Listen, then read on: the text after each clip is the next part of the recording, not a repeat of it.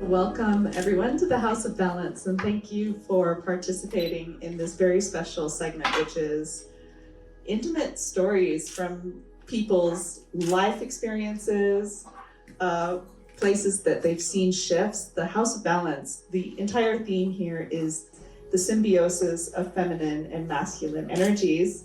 And when I looked up Satya after we were introduced through Navroop at the Digital Economist, I was absolutely blown away with his TED Talk and the in-depth, in-the-bones understanding of these topics that he has. Satya, would you share with us a little bit about your life background? Sure, thanks very much, Tiffany. Let me introduce myself first. My name is Satyabrata Das. I come from Amiskwachiwaskaikan, which is a place that has been continuously inhabited for 11,000 years by the Cree, the Dene, the Saulteaux, the Dakota, the Métis, and all the Indigenous nations of Canada passed through there. It is colonially known as Edmonton, Alberta, Canada, has been so since 1795, but it's really Amiskwachiwaskaikan. And I'm grateful that we're able to meet in circle, because when we meet in circle, we uphold the Indigenous tradition of the place that I call home. So thank you very much for having me here. And in terms of my life journey, it's simple really, Tiffany. I've been raised by strong women. And strong women, and I have had the luck to have a very strong woman as my life partner for more than 38 years. And I've supported her in her endeavors as well. But really it all began with my maternal grandmother. I only had her for 4.5 years until she died.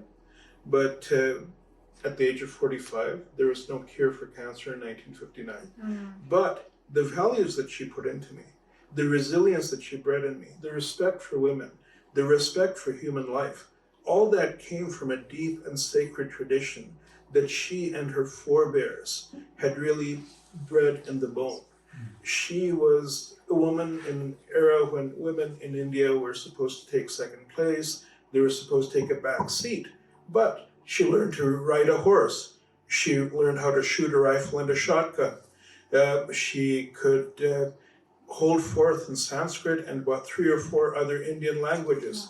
She became a volunteer activist in the Indian independence movement. And above all, she learned how to rule men. And she guided her family through incredible times.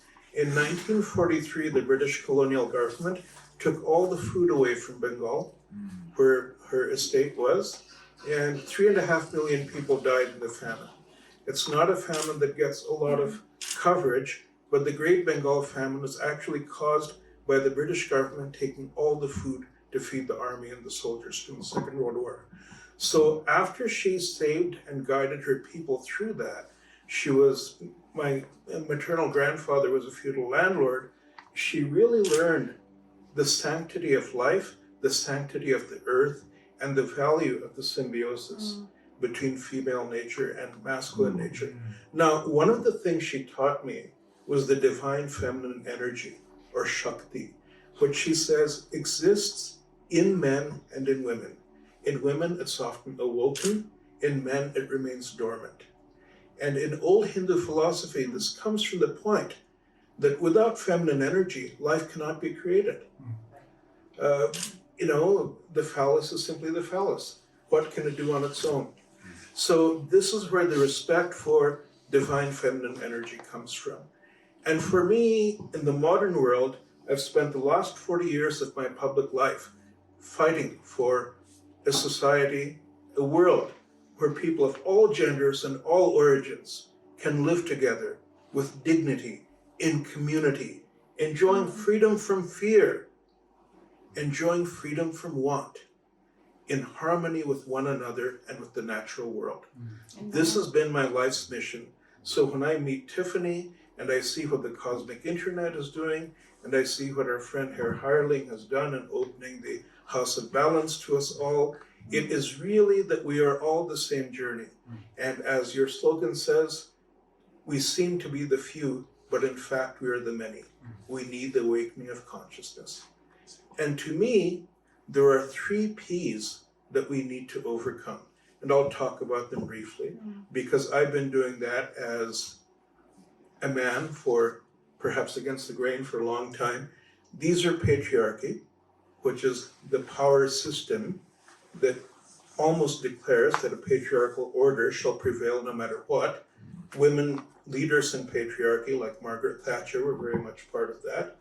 The second one is phallocentrism, that anyone born with a phallus, no matter what their gender is, whether they're whether they're gay, whether they're bi, whether they're +2, whatever, anyone born with a phallus suddenly has privilege.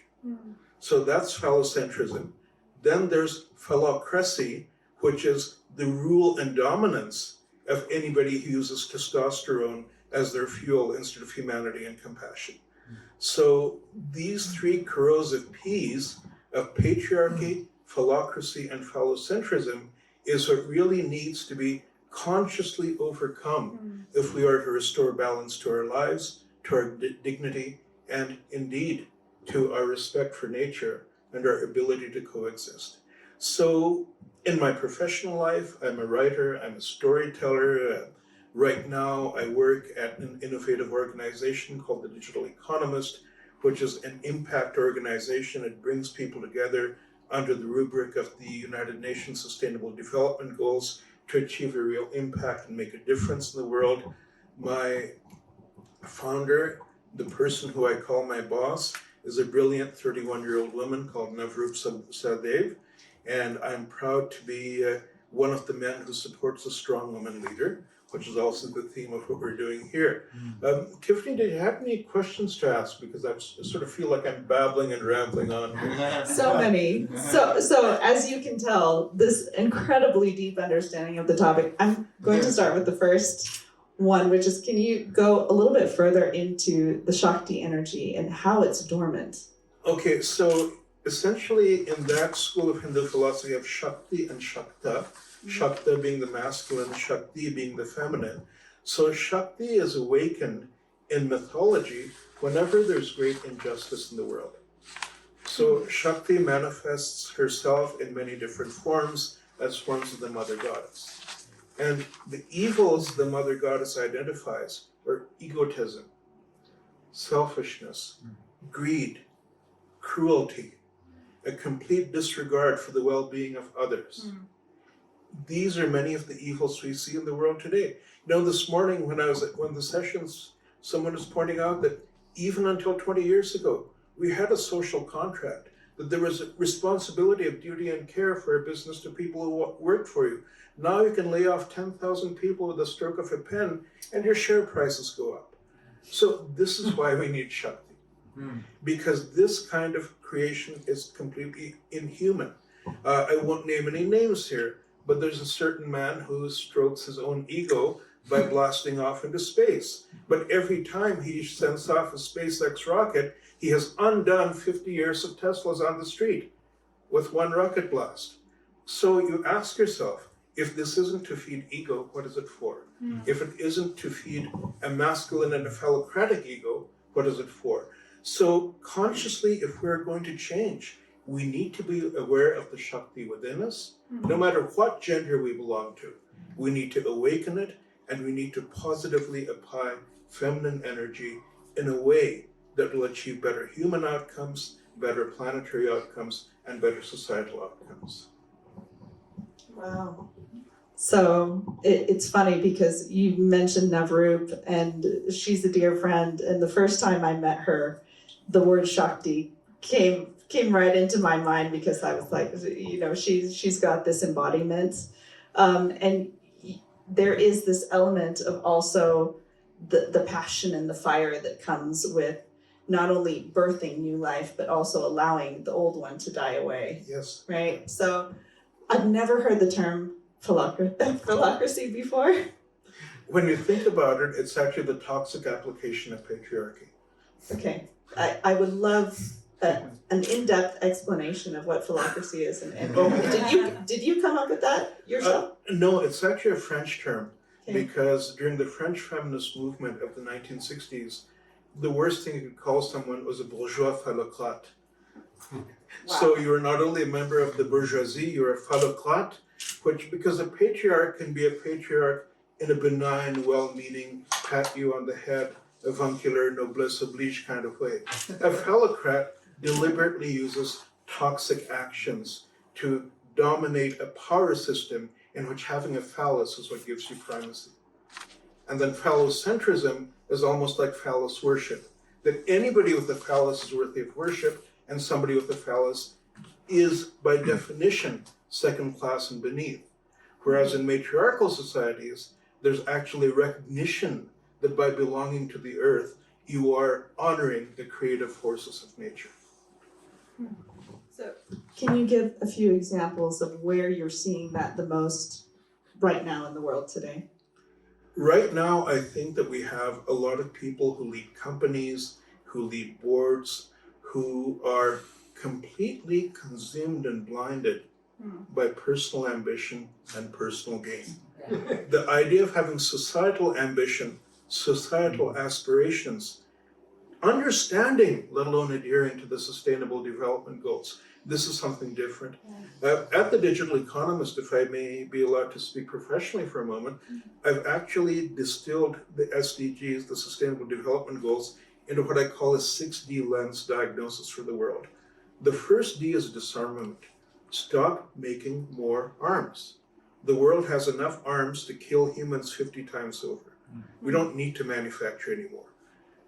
Disarmament leads to development, which has to be inclusive, totally inclusive and lift everyone up and leave no one behind, and it has to be founded on dignity. These three diagnostics then lead you to the actual application, which is decentralization, which means transparency and accountability in all your actions, as much local decision-making as possible. Digitalization, which is using digital assets and emerging technologies to empower people rather than enslave them. And above all, decarbonization, because the climate emergency is the existential crisis for our time. And if you leave it to the phallocrats, they'll watch the planet burn to watch their profit tick up by 3%, even while the rest of us are gasping for air and unable to survive 45 and 50-degree temperatures. So with this 6D lens, disarmament, dignity, development, leading to decarbonization, decentralization, and above all, digitalization, we can begin to save the world. If you're a private company, the D for disarmament becomes deployment of resources to meet environmental, social, and governance outcomes and to adhere to the social development goals. Make sure your resources are put there. And when we talk about disarmament, we're not talking about abolishing the military. We're talking about using your defense spending for the common good, like soldiers building civil defenses, soldiers building the hard architecture of climate resilience, and instead of making more arms and putting them into the sad places in the world, because the world never has a shortage of sadness and misery. Start using people who are actually trained in logistics, who are trained to work together, who are disciplined to build the physical structures we need in the areas of the world that they're needed most. Yeah, we just actually had a speaker here yesterday who was quite a few who were in the armed services. It's amazing the amount of training that they have and how it could be directed towards achieving what we actually want. It sounds like in the Digital Economist, you're actually working across all six levers. Absolutely. We are a global impact organization. We want a better world. We will do anything we need to build a better world, from converging finance to converging the digital and the physical economies to social justice. I mean, the whole idea of being a digital economist is to make technology and the economy a tool to be used for human betterment, not a tool to enslave humans. Essentially, you want an economy that works for people, not people who work for the economy. Yes. That's what makes us digital economists. I know, he's got us all on fire now. Are there any questions so Please. far? Discussions? I know we want to know more about, you're in a very special perspective and viewpoint on, what will actually make the difference in what everyone is doing. What are the things that are actually going to be making the difference? The first thing is to overcome the sense of us and them and realize that we're actually a big us. Yeah. In my last book, I actually evoked the sense of a community of us, in which if you want to be a them, you can exclude yourself and leave yourself out. And this is a journey that has no destination, but it's a journey of inclusion and, more than anything else, of overcoming otherness, of trying to look for the spark of humanity, which often begins with that burst of feminine energy, which is at the core of every human being. When you recognize that spark of humanity in someone else, and excuse my poor pronunciation in German, but it was what Schiller called the schöne Gottesfunken, which was the actual lyrics to the European anthem, and put to music in Beethoven's Ninth Symphony. So he's talking about how all humans will enjoy fraternity, in the context of the time, fraternity, but basically unity under the wings of this sense of all belonging to one another with the bright spark of divinity which brought them forward. And that's the bright spark of divinity that I call Shakti. Yeah, your background is so rich there in informing that, and I think we've lost that in the West is that tradition. And as Hans Martin said, the West backwards, right, is the few, and Exactly. we are the few, but we will be the many, and then after we become the many, then we become one. Exactly, absolutely, absolutely. Well said, Tiffany. Well said indeed. Well, I'm stealing. I'm stealing from these brilliant colleagues at the House of Balance. Does anyone have questions? Yes, Leila. Yeah, can you please elaborate? I mean, this is really fascinating, so thank you for sharing. Elaborate a little bit on the digital economy and your view on how they help. I'm going to repeat it with the microphone. So she asked about elaborating on the digital economy and your view on how that's going to impact things. The digital economy is just a tool of technology. Technology can either enslave people or it can be used to enrich lives and to better the human condition. The thing is that technology doesn't have a philosophy, it doesn't have an ideology, it simply is. And it's how do you want to use it? I think Muhammad Yunus, who founded the Grameen Bank, which is microcredit for the poorest of the poor, said technology doesn't yet have a mind of its own.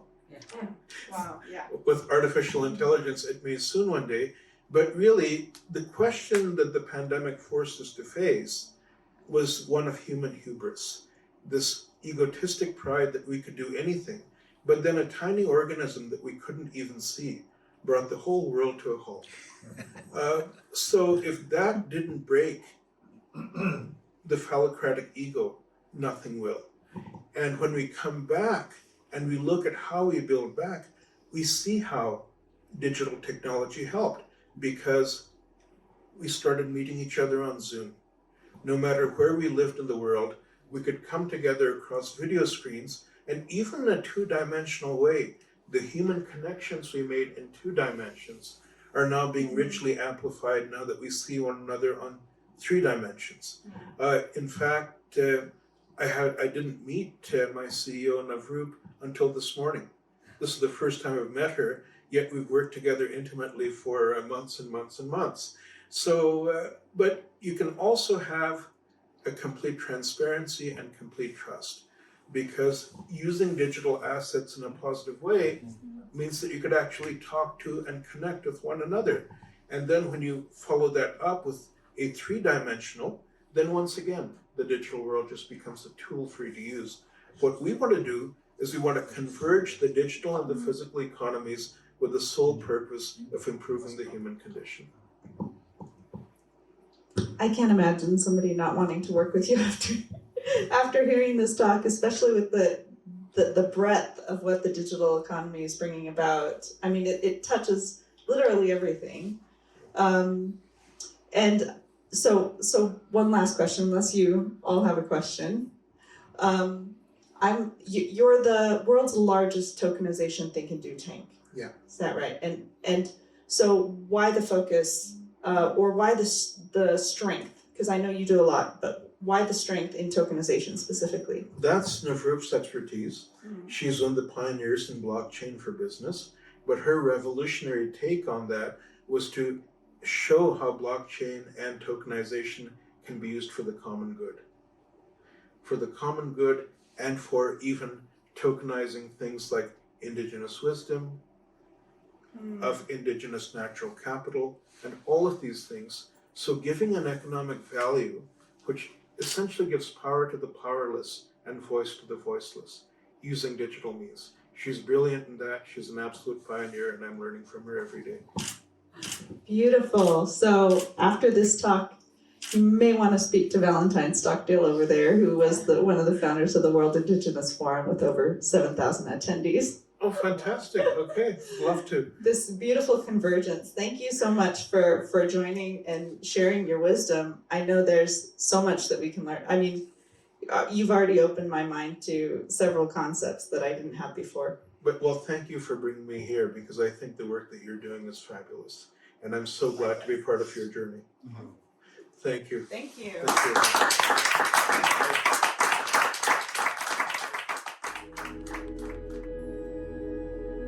So here I have Stephanie J. Wilson. You can find her on LinkedIn, coming in from Denver and Miami. And we've just spoken to Satya Braradas about tokenization. So this is perfect for Stephanie walking in here because she is adding that tokenization element to her expertise. Stephanie, can you share about what brought you to this point in your life, specifically in the context of the House of Balance, which we're talking about the symbiosis of feminine and masculine energies in creating the world that we want to see, this inclusive, beautiful world. Yes. Hello, thank you for having me. And thanks for being here. I guess the question that you asked was what brought me here. I spent a good portion of my life in a very capitalistic model of commercial real estate, which is high dollar, lots of people making lots of money. And we specialize in developing medical office buildings. So I was privileged enough to work with hospitals, CEOs. My background, I had worked with GE Medical Systems selling imaging equipment. So I become familiar with how the hospital systems worked, what their constraints were. We're constantly talking about healthcare and how we can make healthcare better. And so that was interesting to me. After I left GE, I so loved the healthcare industry. So we started building diagnostic centers and medical office buildings that house the physicians that actually use the hospital. And after doing that, getting to 2008 and the crisis in 2008, we thankfully were good because people still get sick and we don't have the economic downfalls, the ups and downs that other real estate asset classes have. So although financially this word doesn't even come close to comparing to what I felt. I was just completely disgusted with our financial system that we would allow income verification loans and getting all of these houses to people that did not have the money to pay for the houses. I mean, it was a stack of falling cards from the very beginning. And the fact that our government and our financial companies and banks involve themselves in this to get fees, I was just disgusted with the system. And I actually got invited very serendipitously, I can't get that one out this morning, to an Impact Investor Network and an Angel Investor Network, social venture circle. And I got really involved in angel investing in startups that were creating sustainable products and services to better our world, better our people. And what led me here is I looked around and said, where are the women? And they said, oh, we don't have a lot of women that are starting companies, and we don't have a lot of women that do investing. And I said, that has to change. And so we went on a mission, and we took our membership up to over 50% women, and then we had women entrepreneurs every month. Over 50% are women. So we made great strides in that, and part of the reason that that was happening, and that was 2012, and we're sitting here in 2022, and this number sits at the same.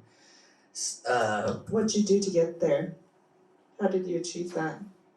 It was, just grassroots selling, just connecting people, and going to a lot of the colleges, doing talks. We did a lot of talks, and we worked with a lot of the entrepreneurial programs in different colleges. And so we were there to round up the women and to give them hope that there is money out there. So that statistic of less than 3% venture capital going to women, it's still the same. Yeah, it actually went down last year. I think Last it's year? at 1.9. Okay, 1.9. Or, yeah. And 1.9 for probably white women, and then for Black, Indigenous, people of color, it's usually 1 or 1.5% less. So that became just really a passion of mine, and so I tried to figure out, after about 7 or 8 years of investing in angel investing, I found out that I was getting check fatigue, because there was not a lot of money coming back in, and I thought, I'm gonna have to figure out how to start making money again. So anyway, I devised I basically just took our model that we had started on our first building, and I say our because I ended up creating a team of about 18 people. I wanted the physicians to have an opportunity for ownership. So we created a model where physicians and equity partners and we as the developers could all own the building. And the reason I did that is because I was inside and saw the backside of healthcare. And obviously you have to be seeing a patient to be making money. And so we were getting into that fast tracking where you would go in, sometimes you would not even see the doctor, you would see the PA. That's still happening because it's throughput. They need that throughput because of prices, and the reimbursements continue to go down from the insurance companies. So we wanted to give a passive income opportunity for physicians. And so we created that model, and I've had that model all from 1997. And secondly,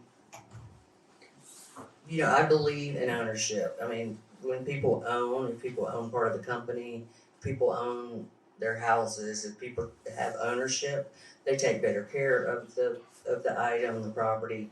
And so ownership is very important to me. And so as I proceeded in the impact investing world, I thought, what I need to do, and the returns on medical office buildings are about an 8 to 10x, like out of the chute, the first year you're sitting at that.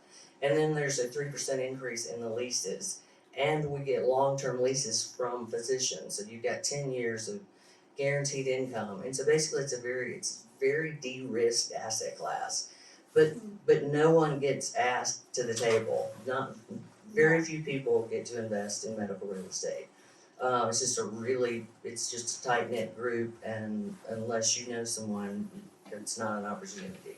So what we did then is we started looking at how do we get others to be able to own medical real estate. And when the jobs came out in 2012, I got super excited because there was a little piece in there that non-accredited investors could invest in equity products. So that started the idea of, wow, uh, I sit on a lot of boards, and a lot of our board meetings are in low income areas. And I would often stop, after a long week, we might have a board meeting at 5:30, and I would stop at a little convenience store to get, back then, I've changed my ways now since I moved to Denver, but I would stop and get a Diet Mountain Dew, just to get me through the board meeting. And there would be 10, 12 people of color, that were standing. And so I could not zip in and zip out. It would be like 10 minutes, because what were they doing? They were all buying lottery tickets. And 20, 30, 40, 50, $60 worth of lottery tickets, because that's their only shot out. They were willing to spend 20, 40, 50, $60. And so I would ask them, I got to where I started having conversations with them. Do you ever win? And they were like, oh yeah, I won $25 last week. What'd you win the week before? Well, I didn't win the week before. And I thought, okay, I bet if I ran your numbers, you're in the hole. Didn't say that. But the fact that they were using that hard-earned money and investing in a lottery ticket as a way to change their lives, to better their lives. I thought, my gosh, let me have that. Let me put it in my medical building, and I will give you passive, sustainable income. And I'd always thought that. And then when the Jobs Act came out, and I just was like, all right, here we go. We're going to take off. So, and then if you want to get into the blockchain tokenization, I can share with you how that came about. Well, I think the idea of giving access to everybody, at very low entry level, I think that's something that we can all kind of identify with. But I want to draw on your many years of experience in history, because when we're trying to progress things in the world and evolve things in the world, we're not sharing information so much, and it's like this trial and error where what works, what doesn't work, what are they doing, did that work, because we're afraid to kind of share the failures. And so many times we're repeating the failures that people already have tried. I mean, I think one of the mentions Satya was talking about was with Grameen Foundation and bank and that micro lending, being able to see the data 10 years after, to see the actual impact of what happened there and how we can tweak that program to actually get more impact, and maybe reassess our initial thoughts. So you've been attempting to, and successfully and unsuccessfully at times, progress the state of women and people of color, BIPOC, in the United States. So for you, what has actually been effective, and what did you find was potentially a waste of resources?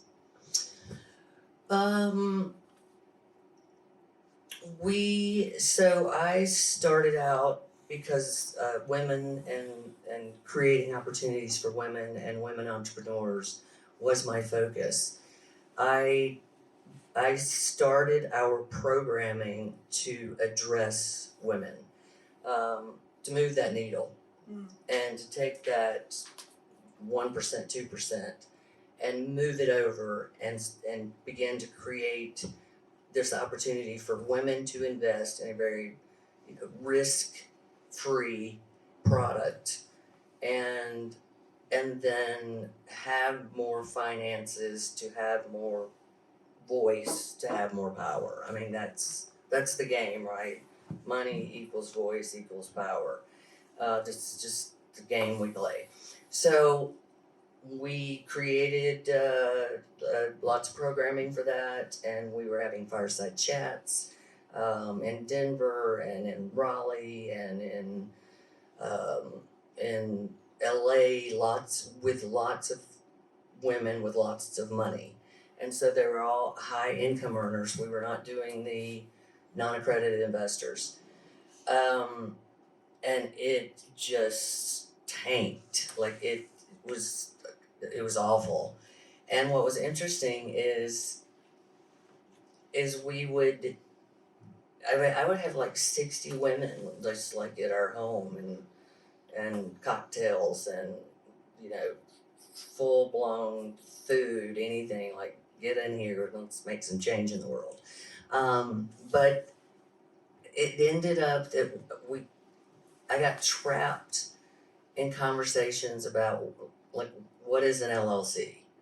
You know, can you explain to me what an LLC is? And so we would get so deep in the weeds on things like that and then by the end of our meeting, anyone they were all interested, but I would say 99% of them would say and I was doing $100,000 investments minimums, and I got a lot of, will you take 25,000?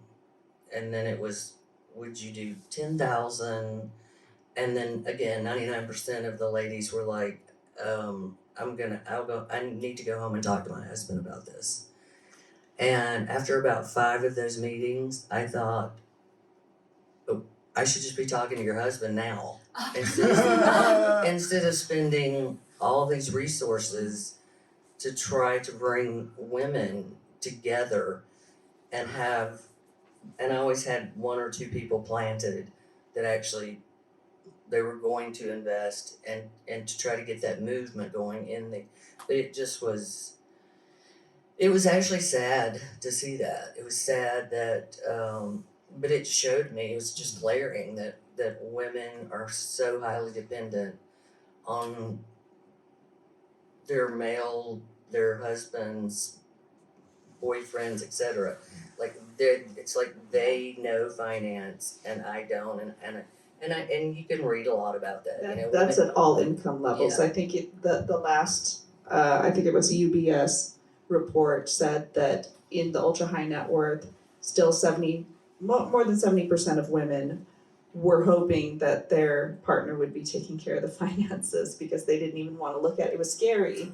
It felt daunting to them to even look at the finances, and you know, this is a common issue amongst women, is that, you know, this feeling of disempowerment around finances is actually causes a visceral fight or flight reaction in a lot of women still, because it's been passed down generationally Absolutely. of I don't know what I'm doing, I better not touch it.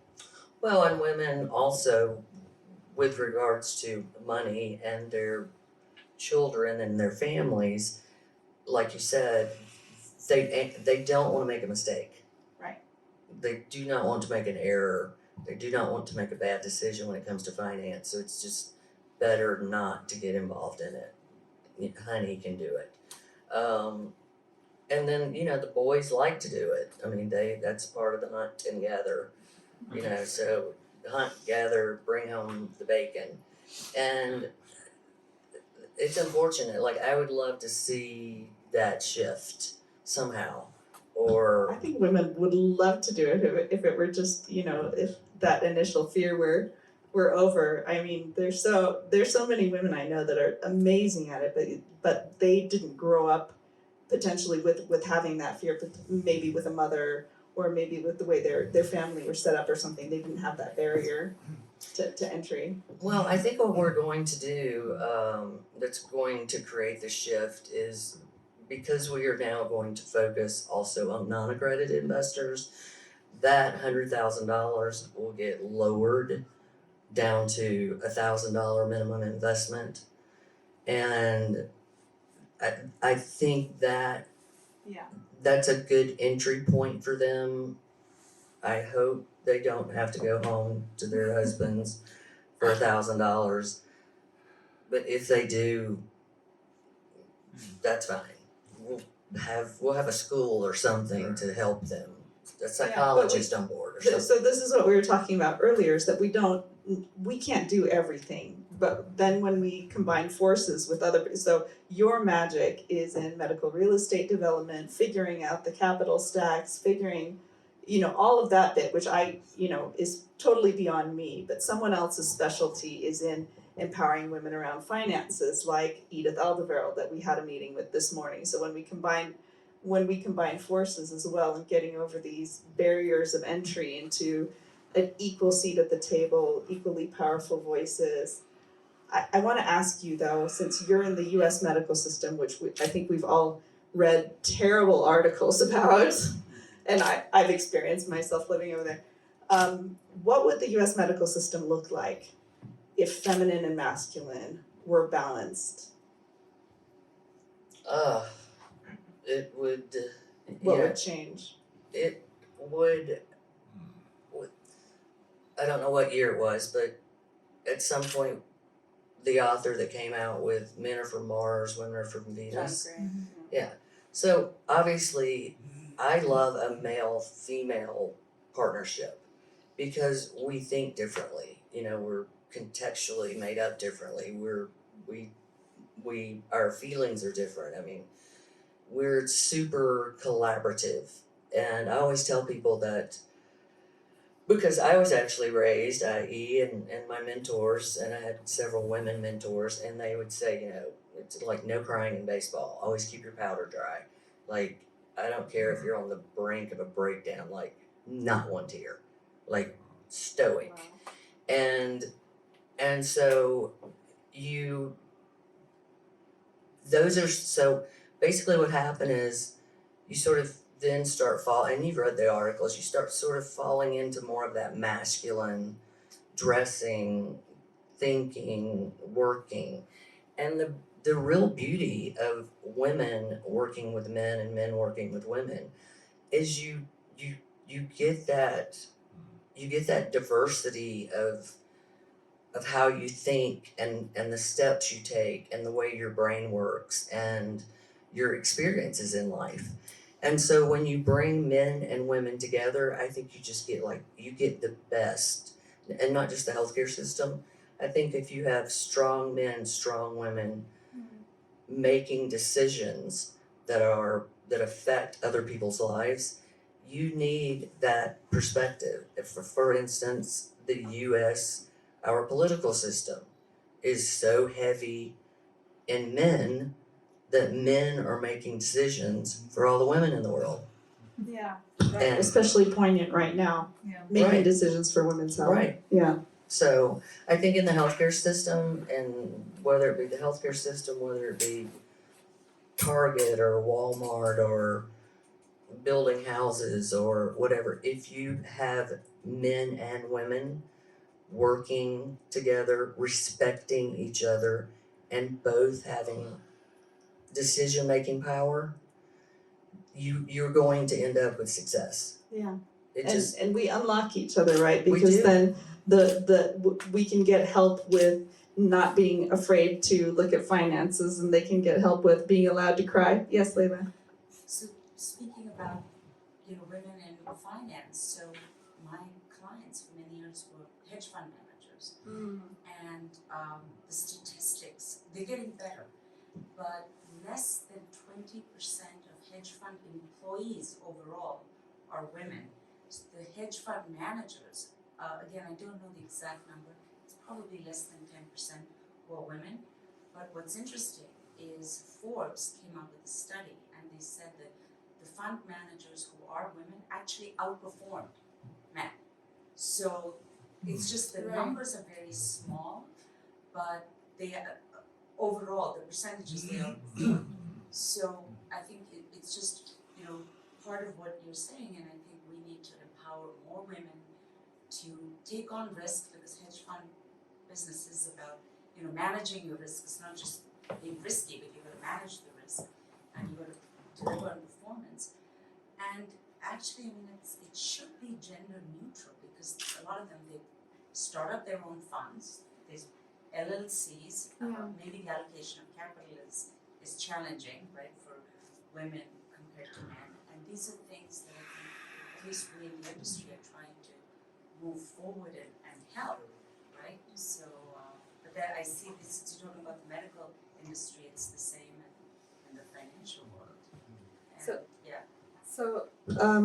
So Leila was sharing about the gender imbalance in hedge funds, and less than 20% of the employees at last memory check were women, and less than 10% were of the managers were women who were still outperforming the men. And if I remember correctly, it was because women are more risk averse, and so they're making a little bit safer, slightly safer decisions, which were making the difference, right? Absolutely. Is that That's the reasoning for that. that's your experience as well? And so, how do? Yes, Felix. I think also the ego plays a huge part in that factor that women are probably better in managing money because, men identify themselves with the success they have, with the money they make, and women, I think, can detach from that even more and not being attached to the number on the screen that much and just look down on the performance. Yeah, That's a good point. the research actually agrees with that. That there, I don't remember what the driving factors, main kind of driving factors were right now in the way men and women are organized, because we've been so pigeonholed into these gender roles, even though we all are masculine and feminine. But because of that, I think the top two drivers for men were that success and recognition, right? And that's been ingrained into us, as and women, it's been ingrained to us to be of service to the community, kind of just to be of service. So we need to rebalance that, so we're doing both, successful ourselves and of service, right? So it's interesting, I was, right before coming, I was talking to a few women in different industries, and I was just taking their input. I said, what do you think? I'm coming here to Davos to speak on this subject, and an interesting observation was made by a woman thought leader, and she was in the fashion business, and now she's running several companies. She said even when it comes to applying for a job, so she said, for example, if there's a list of 10 characteristics that are required, the man will be like, oh, I have 2 of these, I got this, okay, I'm going to apply for the job. Whereas a woman would want to have 9 of the 10 before she puts herself out there to apply for the job. So there's something right? That makes sense. Again, it's not a hard statistic, but it's more, she's worked with a lot of men, she's been on the recruiting end, and it's just part of like an attitude. Okay, we've got 2 of these 10, we're going to run with it, we'll apply, we're good. We'll figure out the rest on the go. And so it's part of it is maybe a little bit more cautious, a little bit less of a risk taker. So even at that level, there's something fundamental that again, not all women, but some, sort of a percentage that may be holding people back even from having that seat at the table. Yeah, it was interesting. We were with the folks from LG last night, and they are creating a fund, LG Nova, and an impact fund. And so I was talking to Will, who is part of the team at the top, and we were talking about men and women. And he said that when they started this up, that he was looking at who they had hired, and they had gotten to 9 hires, and they were all men. And he looked at all of his group and said, we need to find some women. Like, we need women on our team. And he said, we're not getting any resumes from women. So they went out and sought out women. But it's, and he said, that's what we were talking about. It's women, we look at we look at the job description, and if we're not, I'm saying we, but I don't even think I've ever applied for a job. I mean, I haven't. I worked for GE and then started my company. But when you look, if women are missing 2, 3, 4, 5 of them, it's like, flip, I'll go to the next page.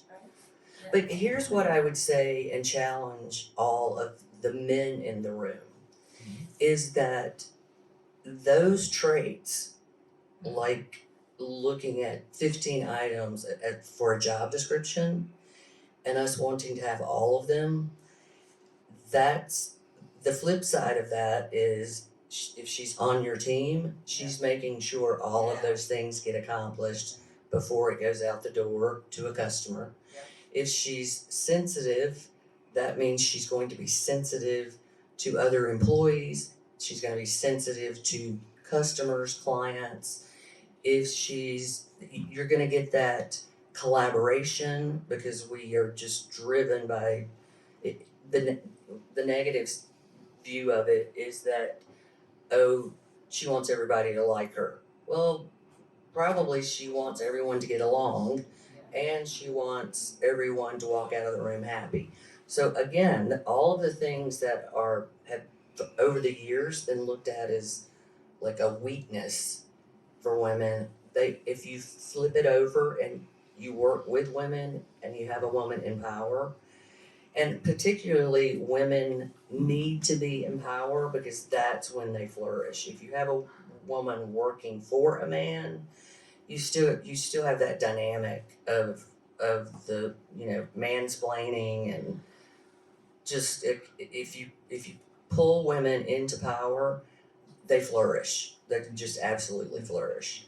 And again, so all of those things that have oftentimes been perceived as weaknesses, if you bring on that woman in power, all of those things in business, they flip right over into exactly what you're looking for.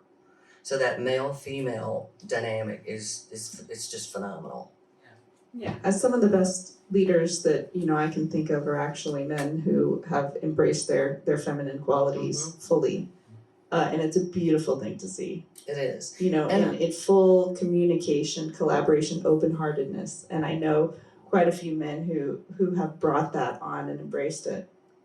What's interesting, just all the men in my life, when they do something, and they're all obviously type A, and most of them take over.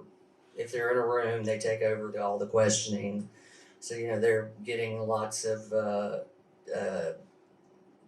being seen, being heard. But often with these guys, when they do something that is sensitive and is compassionate, like I'm like, that is really awesome that you that upsets you. I didn't realize that you were that tenderhearted. I'm glad to see that in you, because we need to tell men when they're being sensitive and they, it's they feel like crying or they get upset or, we need to allow them and encourage them to be more in touch with their emotions and feelings. Yeah, all of us just normalizing, bringing our whole self to the table. Yes. Normalizing, that emotional health component and the connectivity component. I think whether it's in men or women, we can so much support and nurture that until everyone feels comfortable in that work environment, and then women feel at home in a work environment rather than having to put on their man suits to go to work. Right. So do we have any more questions before we complete with Stephanie? Okay. I do want to say one other thing. Yeah. So most of the underserved communities that we are looking to bring in and actually have community wealth building, which we're using blockchain and we're using tokenization, and we're using the tokenization in the blockchain for the transparency, and for minimizing fees, and the fact that we can actually people can liquidate their shares without me having to actually sell the buildings, the medical office buildings. So that ability is good. But I will challenge us all, as we're talking about men and women. We have before us people of color, indigenous people, and it is so urgent that we really embrace and have conversations to, I see that as some of the biggest issues that we are currently having. We're going to have to empower them and bring them on board. And I will say, I'm working with a group in Baltimore, and everyone on the team it's a real estate project, and we're going to bring in our tokenization platform and blockchain and redo a lot of their community. And I will tell you, like, it's hard. Like, I'm the only white person, and like there's so much that I don't know that I'm constantly trying to be sensitive to. And I finally got to the point where I said, I just, maybe I have bias, I don't know, but help me learn, like, what to say, not to say, what empowers you, what may insult you, etc. It's very challenging. And so I would just ask that you make that extra effort, because we're at a very pivotal time right now, that we need to bring that part of our community, we need to bring them in, we need to empower them, we need their voices, we need their genius. The solutions that they need, they're going to be able to create them themselves if they're empowered through finance. So financial models that empower them will actually help them create solutions for their communities. And if we don't do that, I mean, we're going to continue the cycle. And I mean, if you look at the large issues that we are approaching and we are focused on, or we are focused on healthcare, we're focused on housing, we're focused on food, we're focused on education, transportation, and technology. And we need them at the table creating some of these solutions with us. I just noticed I'm not seeing a lot of. That's it. That was one of the major criticisms of the WEF is, the lack of inclusion of a lot of emerging nations and developing nations. So thank you that, access is for all, inclusion is for all. So That's right. you. Thank you for that.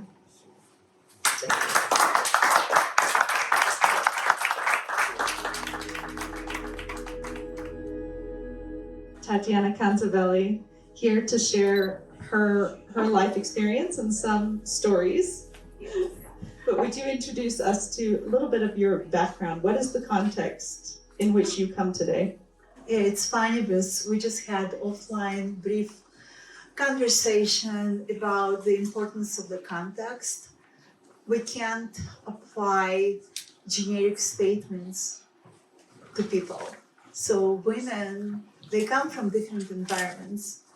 So we have to take into consideration their background, their culture, where they are, and tailor our messaging, understanding their background. This, it's like one of my topics that I try to apply everywhere, including the industry I'm in, that we were brainwashed to generalize everything, from education to healthcare to everything else. We need to reframe how we think about people, because this overall generalization doesn't work. So what is your background? What is your context? Okay, so I have kind of, I grew up in Azerbaijan, so that gives me enough kind of background on growing up in developing country, if you will. When I was growing up in that country, it was still part of the Soviet Union, but at the same time, I was exposed to culture that was pretty much male-dominated culture, if you will, in terms of the role of the women.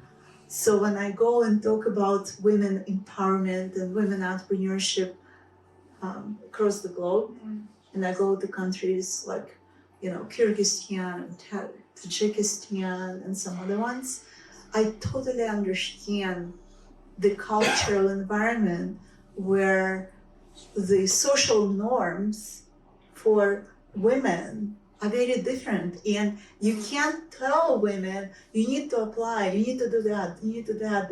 It's culturally unacceptable, so you need to find ways for them to do what they want to do, but not to be outcasted by society, because that will be unbearable to them, right? So I'm kind of bringing that, and then I came as a refugee through refugee camps, so I totally get the horror that's happening right now with Ukraine and the refugees. And I had to build, our lives from ground zero with sleeping on the floor, in United States, and not having anything and eating on a table with a hole in the middle from sewing machine one by one. So I went through all of that and kind of can relate to hardship and everything else when we have to build everything from scratch. I was fortunate enough to eventually build our lives and be able to build my company and work for big companies like Pricewaterhouse for a long time, and share my experiences and hopefully encourage other people on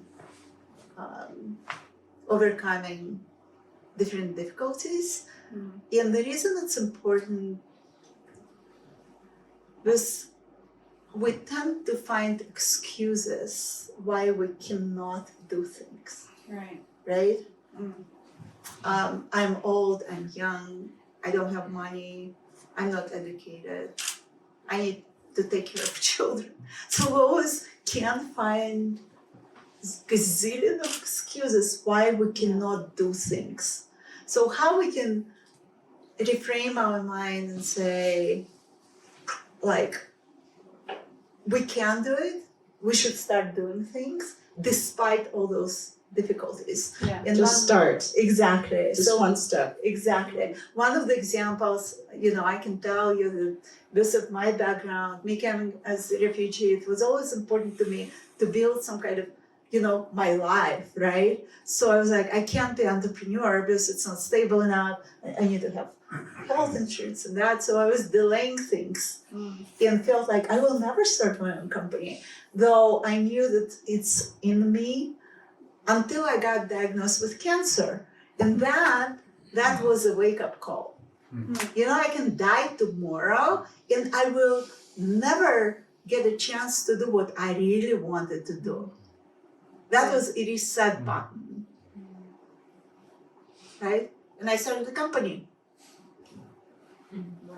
Because you realize that you have those dreams and you think we have endless time to go after them. But in reality, things just happened and you might not. So I would just kind of, So when was that? How long ago was that? 10 years ago. 10 years. Okay. Yes. And since those 10 years, have you had other pivotal moments that have allowed you to empower and unleash yourself? I mean, everything, has changed. So people have to be, completely insane. I get diagnosed with cancer. I start thinking about my funeral and everything. I didn't know how bad it is and what will happen. And, deep depression. But then my, mind started thinking about why me, why I'm diagnosed. Is there, data that they can analyze to figure out why it happened? And so I decided to start a company before my surgery, right? And then I found a co-founder. I explained the concept of, looking at all kind of data to figure out, causation, potential treatment outcomes for horrible diseases such as cancer. And he said, yeah, I want to do that. And I said, oh, by the way, I'm having surgery. I don't know if I'll be alive after that. Are you still in? He said, yes. So that's how it started. But then I had experience applying technology to many different industries, except healthcare. right? So I had all those big vision on what needs to be done clearly in my mind. And then I faced US healthcare, where nothing makes sense. And the quality that we need to build in ourselves is to be able to constantly adapt to changes that are happening, recognize them, and pivot. So my life since that time was constantly trying to understand what can work. Because you can't just come, scratch the whole US healthcare, right, and build something. So you need to understand, oh, okay, I came with this revolutionary idea, but if I'll continue with that big thing without understanding constraints, then nothing will happen. And you can get frustrated, but you shouldn't.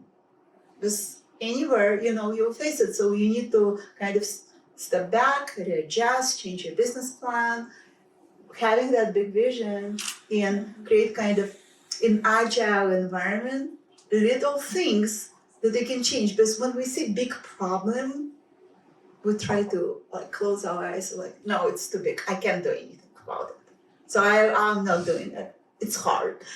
And you can look at it as okay, that's a challenge. I like challenges. So here's my big vision. Can I make little things and gradually start changing and improving versus just washing my hands? Oh, no, that's too hard. So yes, it was constant pivoting, changing, adapting, but still having that big kind of mission in my mind. Wow, so I wish I had heard that starting out my entrepreneurship journey. When you come on to challenges, just really face them head on.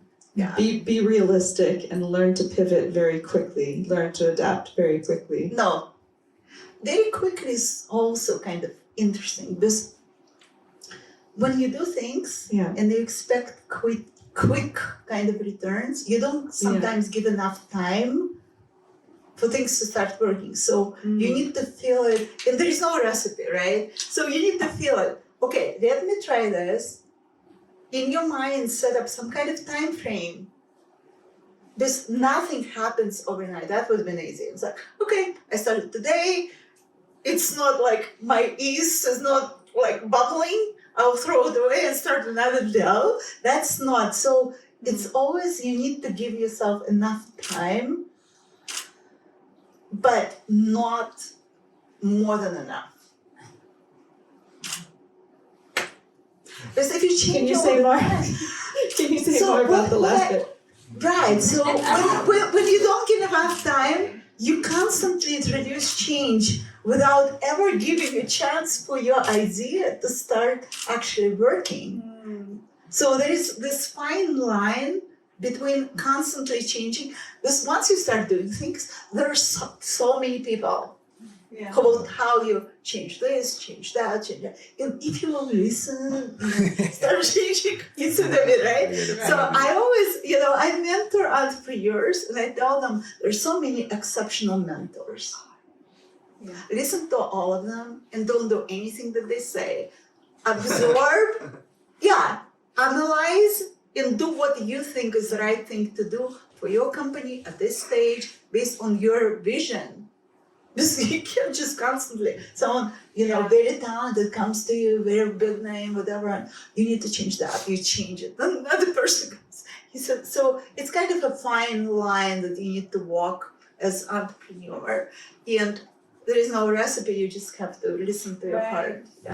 Yeah, I think I'm looking out and I'm seeing PETA and I'm seeing Stephanie, women that have held true to their vision with a lot of people coming and supporting and bringing what they have, but holding true to their vision.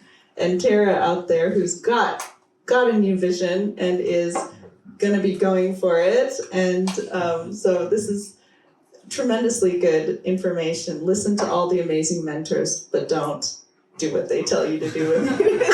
until you kind of analyze and put it in the context of your vision, where you are, and kind of make your own sense out of all that input. It's all very valuable input, but you are you. Yeah. You started your company for a reason, right? Yeah, it's your Yeah, vision, it's it's your- your heart mission. Exactly. So, final question, where are you now? Where are you today?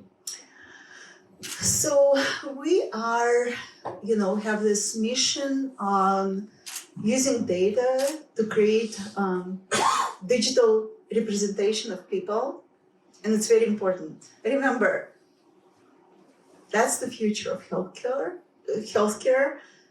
There will be a data-driven digital twin, and it's very important.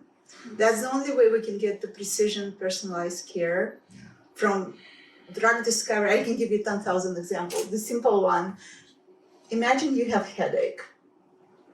Yeah, I have headache, you have headache. We go with take Excedrin, whatever. The same, like whatever, 10 milligrams. Maybe you need 3, 1, maybe I need 10. Maybe I don't, maybe, it's all, personal. but right now we've been trained, the whole healthcare and everything, that there is generic pathways, there are generic set of medicine, even dosage and everything. So all of that has to change. Because in many cases we're doing more harm than good. In many cases we waste time in kind of by using trial and error. Take this med, and that, it doesn't work. Change that and take that. Right. Take this in the morning, this at night. In a month, come back. Let's do you see what I mean? So all of that can be actually modeled using digital twin. Yeah. And will, come with the best treatment for you that will deliver the best outcomes with the minimum harm. So that's kind of what we're deploying right now That's in so amazing. underserved communities in US. And I know there are a lot of Thank you. discussions about like underserved communities, and trust me,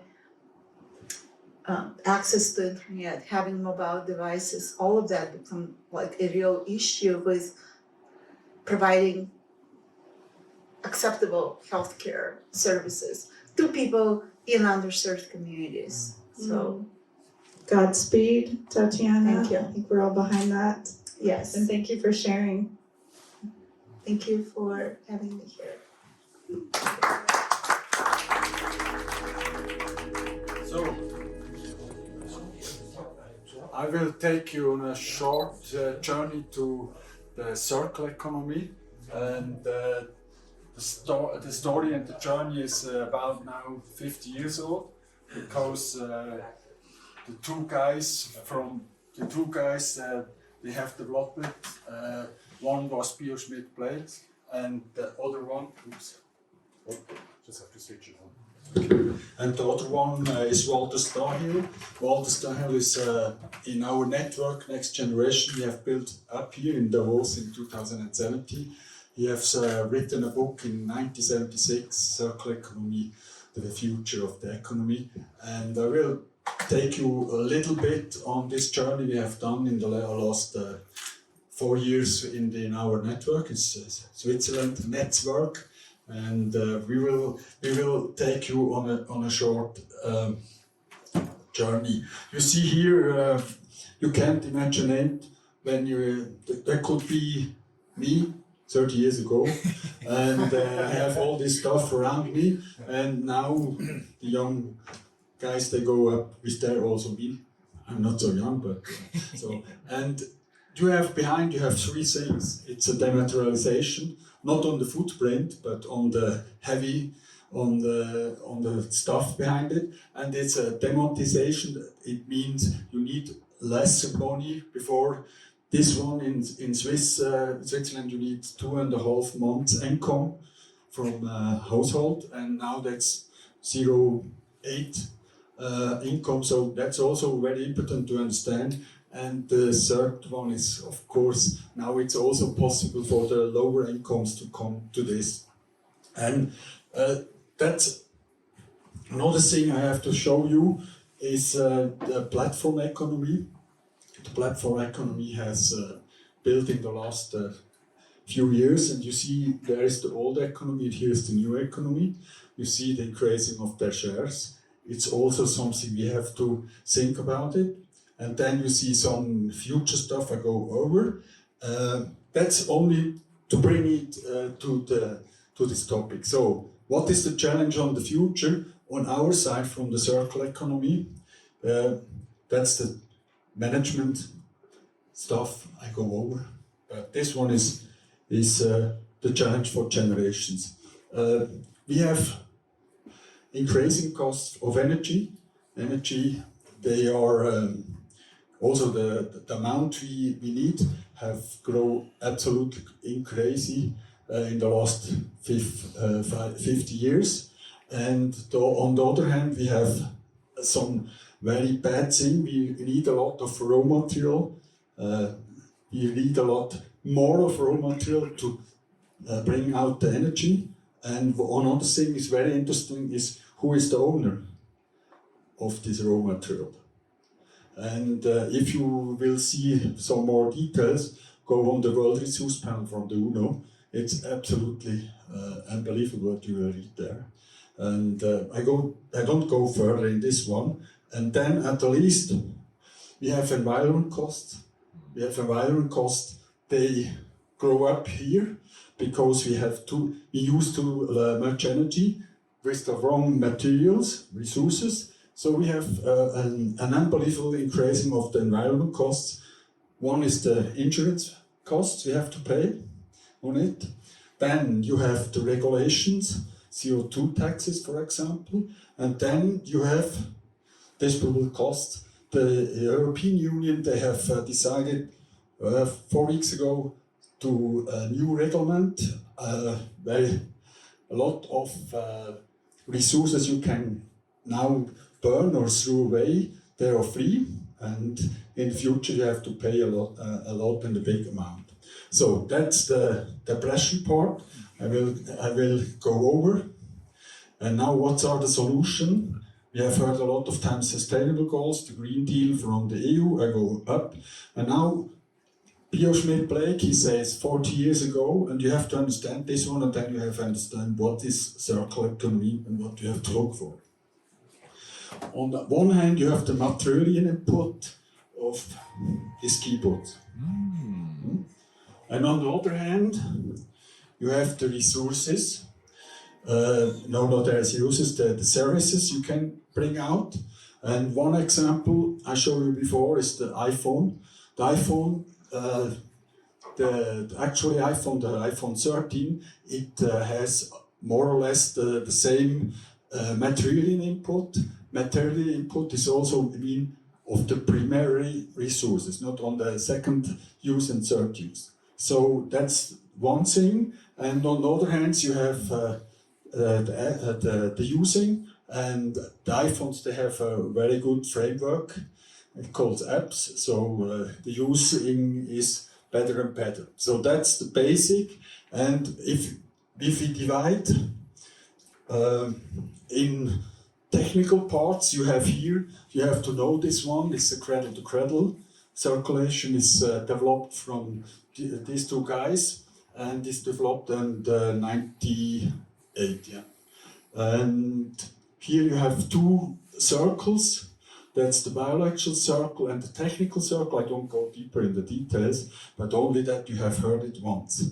And then you have a lot of things to understand.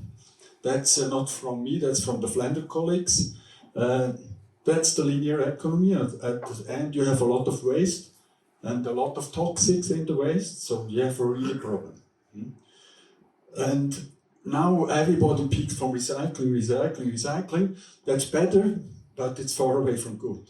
We have to find out how we can make it like this. You see, we have on the end, we have a little bit of rest we can't use, and this one is not included toxics, it's free, and so you can throw away or give back to the planet.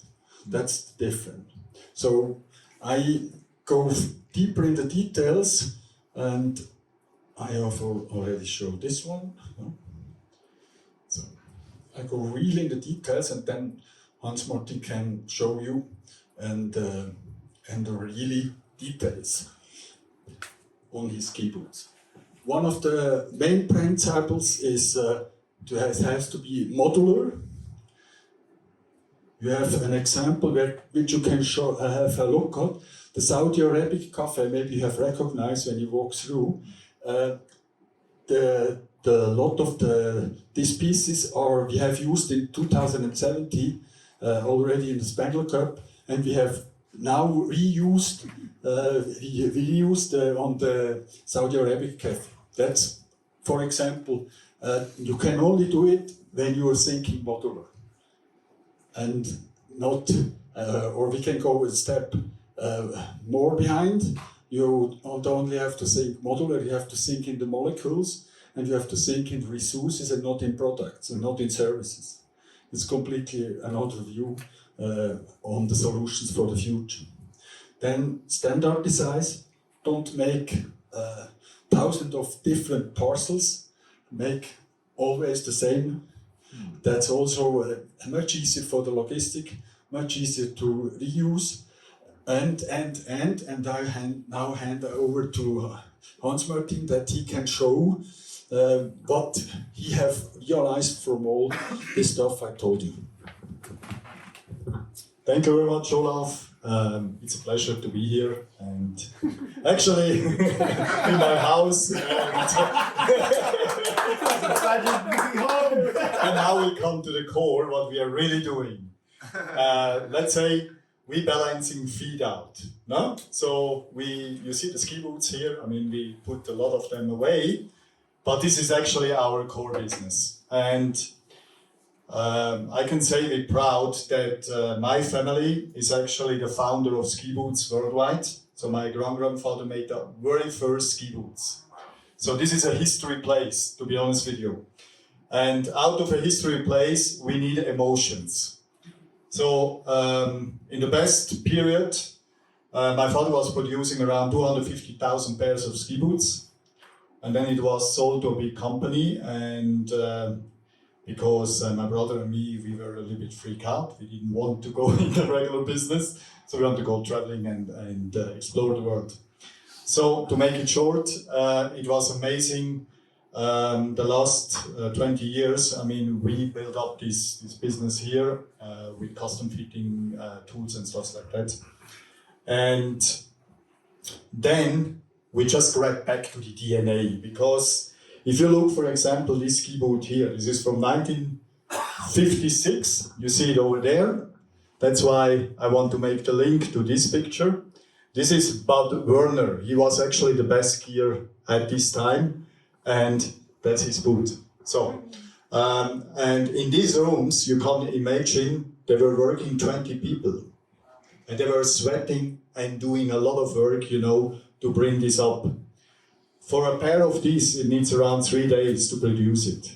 Yeah, and if you think about this kind of boot was really, it was 600 francs at that time, and it's a lot of money. If you think about today, if you count about, it's around 3,000 Swiss francs. So you see, the value of the resources can be absolutely thinking on a different way, because this is a long-lasting product. It keeps for 20 years in the loop, for example, and you didn't have to change so much. So this was the inspiration. How can we bring up a ski boot again on a different, let's say, on a different value, and not just to have a consumer product which you just buy and after a few years you throw it away, and we have to compete with big guys like Salomon or Atomic or whatever, you know. And so we built a story behind and said, okay, we have a heritage, we have Hirling, our name, and what can we do more? So in the most part, which is really important, is to have a timeless design.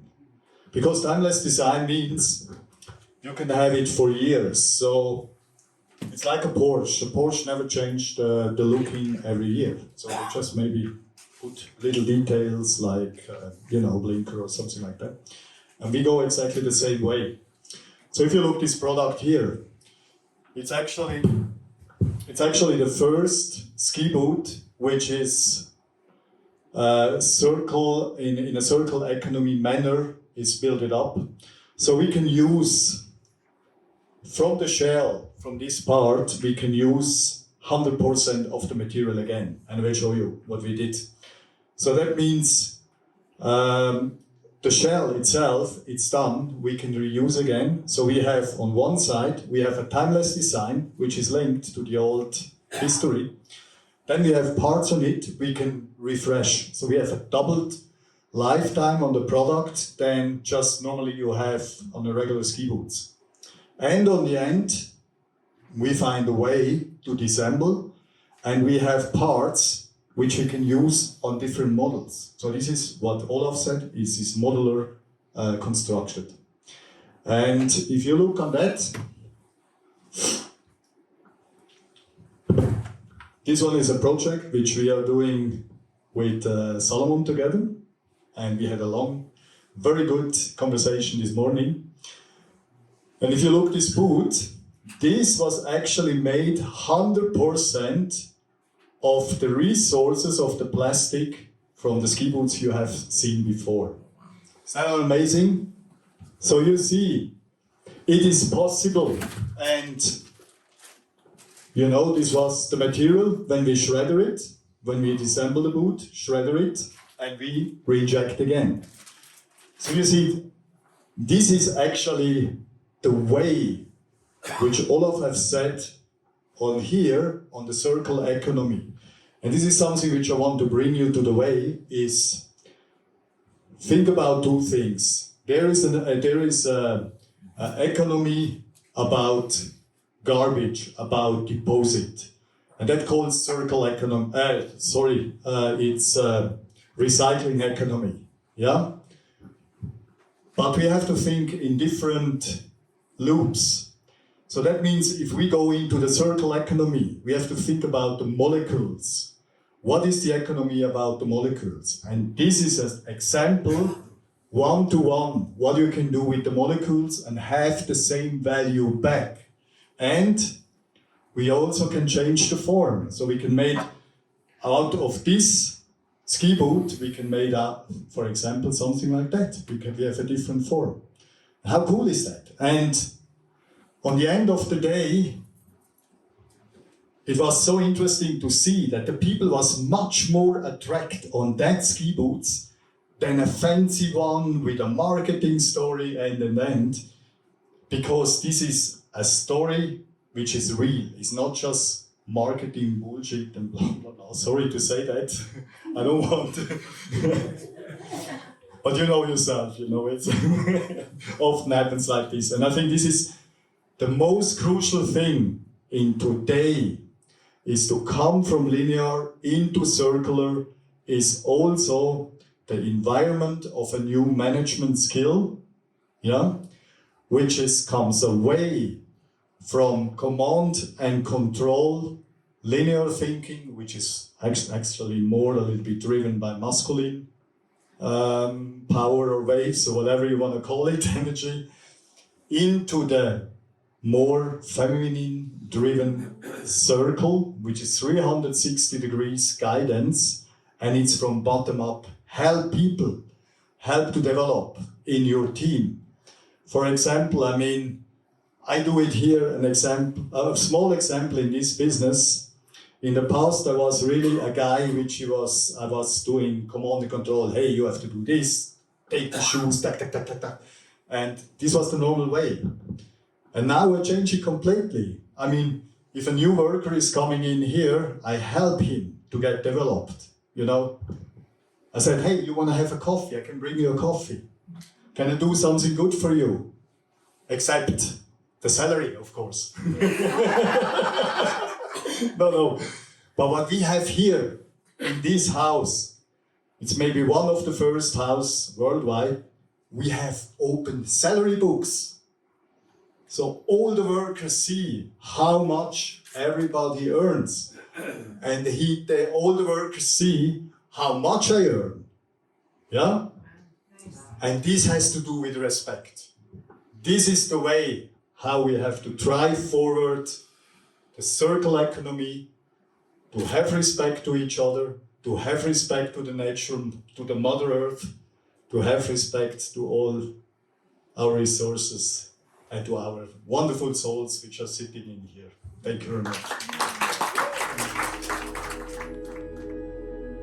It looks like a normal book, but there are different favors in it. The favors, they are without any toxics, so also the printing colors are without any toxics, and that's also one important thing. You see also here on the ski boots without any toxic. Of course there can be some toxics, but they don't have to go out of the project. So the difference is this one is also included Newton. You can put it on the earth, and you will have a more worth for the earth outside. That's one thing. And the other thing is, if you don't want to use anymore, you can't share.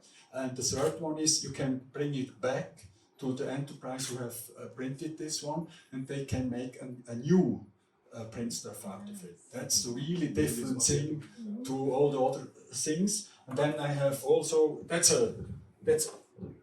three enterprises in Europe that they have. How do you say the patent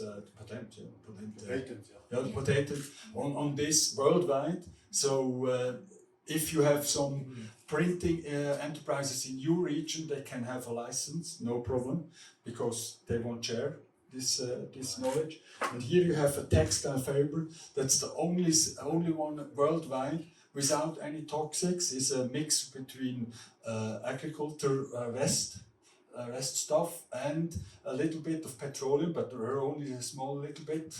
And also everything on it, the colors, everything is without any toxics. So that's the same principle then here, and it's the same principle here. So we have to look and to find out who are the people that understand this on the world and who want to change really the products, and not only to talk about what we have to do. And that's only the technical side. I before discussed with you, Jenny, and I think we need also the emotional part. That's the technical part. You see there, all the guys have written down, blah, blah, blah. But we need also the emotional part, and I think there it's the main role of the woman, because the guys, they are not so good in this one. I tell you the story from this morning.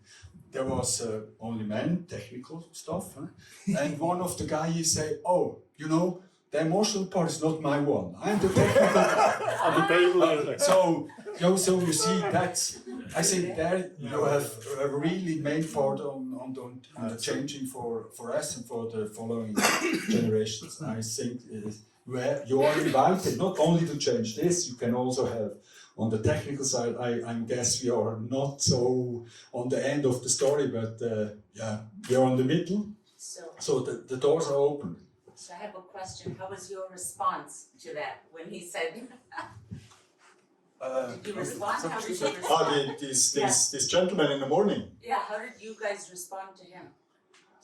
Maybe he just have to think about his masculine issue and think about more about his feminine issue to bring it more in place, in balance. But No? you said that? You said Yeah, something a little bit similar like that, not that hard. But That's why I wanted to know. What you said. what's your comment? I don't remember exactly.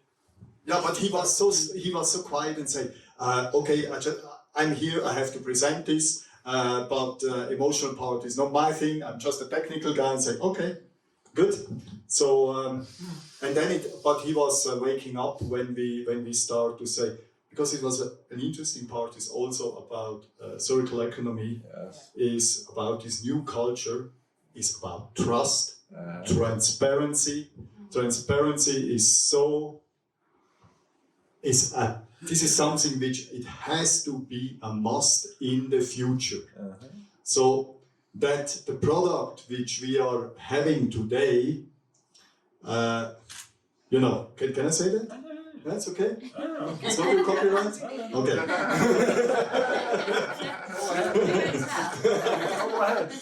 He's the president, just the vice president of this. The product which we are buying today are the resources from tomorrow. This has to be the message in the future. At the same price as it was at this day. Exactly. And now we find out so many interesting issues about resource value. And I think important is also to bring away from, let's say, taxing income in a way of taxing resources. So this is a completely shift on the mindset, and this is women can help us with that. Yeah. So this is It's more like bring back the idea of like the indigenous, right? We do not own the land; we just stewards. exactly. Exactly. And we are all, let's say, participants of our whole planet, you know. Yes. Nothing is belong to us. No. We just rent it for a certain time. Like we heard before the first speaking. Yeah, exactly. Yeah, we There just comes a stewards. new awareness now. Yeah. And I mean, this is the the very nice part on us. You know, a little bit crazy, both of us, but it's but that's why it brings us together.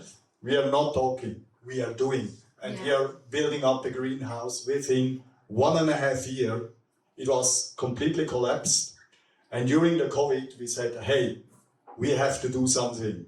You know, we have to start with decentral food production again and bring small community in loop again.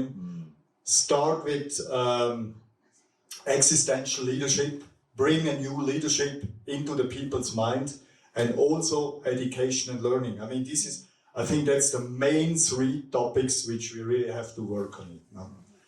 And I think I said enough. I give it over to the president. No.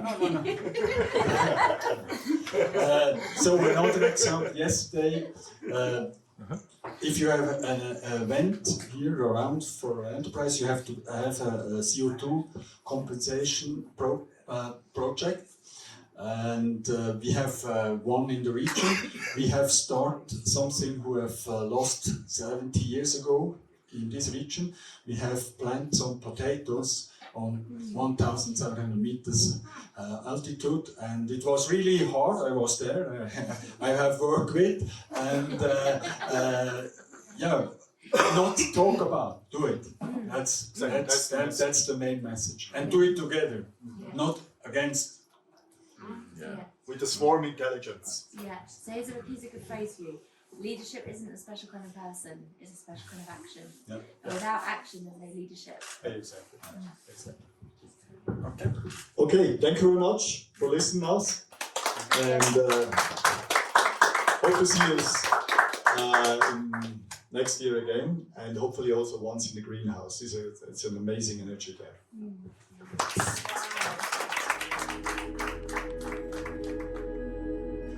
Duri from The Digital Economist.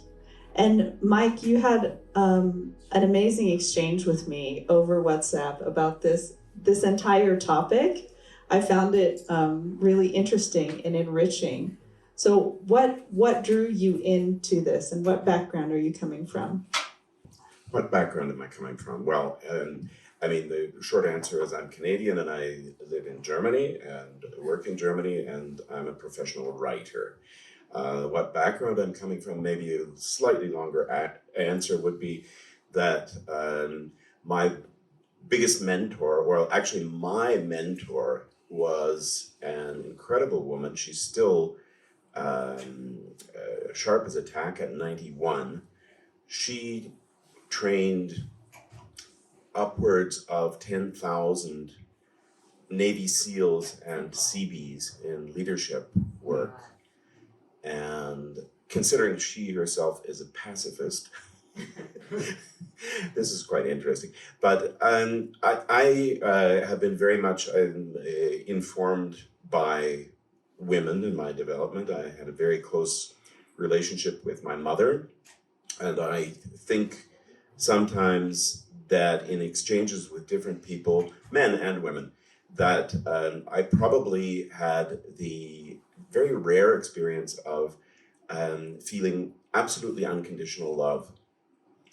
I think if I were to have come home one day and said, by the way, Mom, I just killed the neighbor family with a chainsaw, she wouldn't have liked it. She probably would have called the police, but she wouldn't have loved me any bit less. So that said, we're talking about male and female. Masculine and feminine. And masculine and feminine. And I'd like to, in fact, PETA is kind of a hard act to follow, especially because of what I want to say. But I just want you to forget for a moment what she talked about and think about what we often hear about men and women and masculine and feminine. It's very bipolar, isn't it? Right. Yeah. We talk about these, polar opposites and how difficult it is to bring them together, and how men have this forward drive and this egoistic quality. Women are more empathetic and are better listeners, and so on. And that's all fine and good, except for the fact that it isn't true. Mm-hmm. I would maintain that at least 90% of that, if not 99% of that, is a social or socio-cultural construct. Just look at us. Look at the man next to you if you're a woman. Look at the woman next to you if you're a man. I mean, just look at us. We're virtually identical. Think about how easy it is for men and women to cross-dress. Well, usually women make better-looking men than men women. I personally am a very, very ugly woman, I can tell you. I tried it once, never again. I was shocked, but you get my idea. Now think for a moment about other species. Say lions.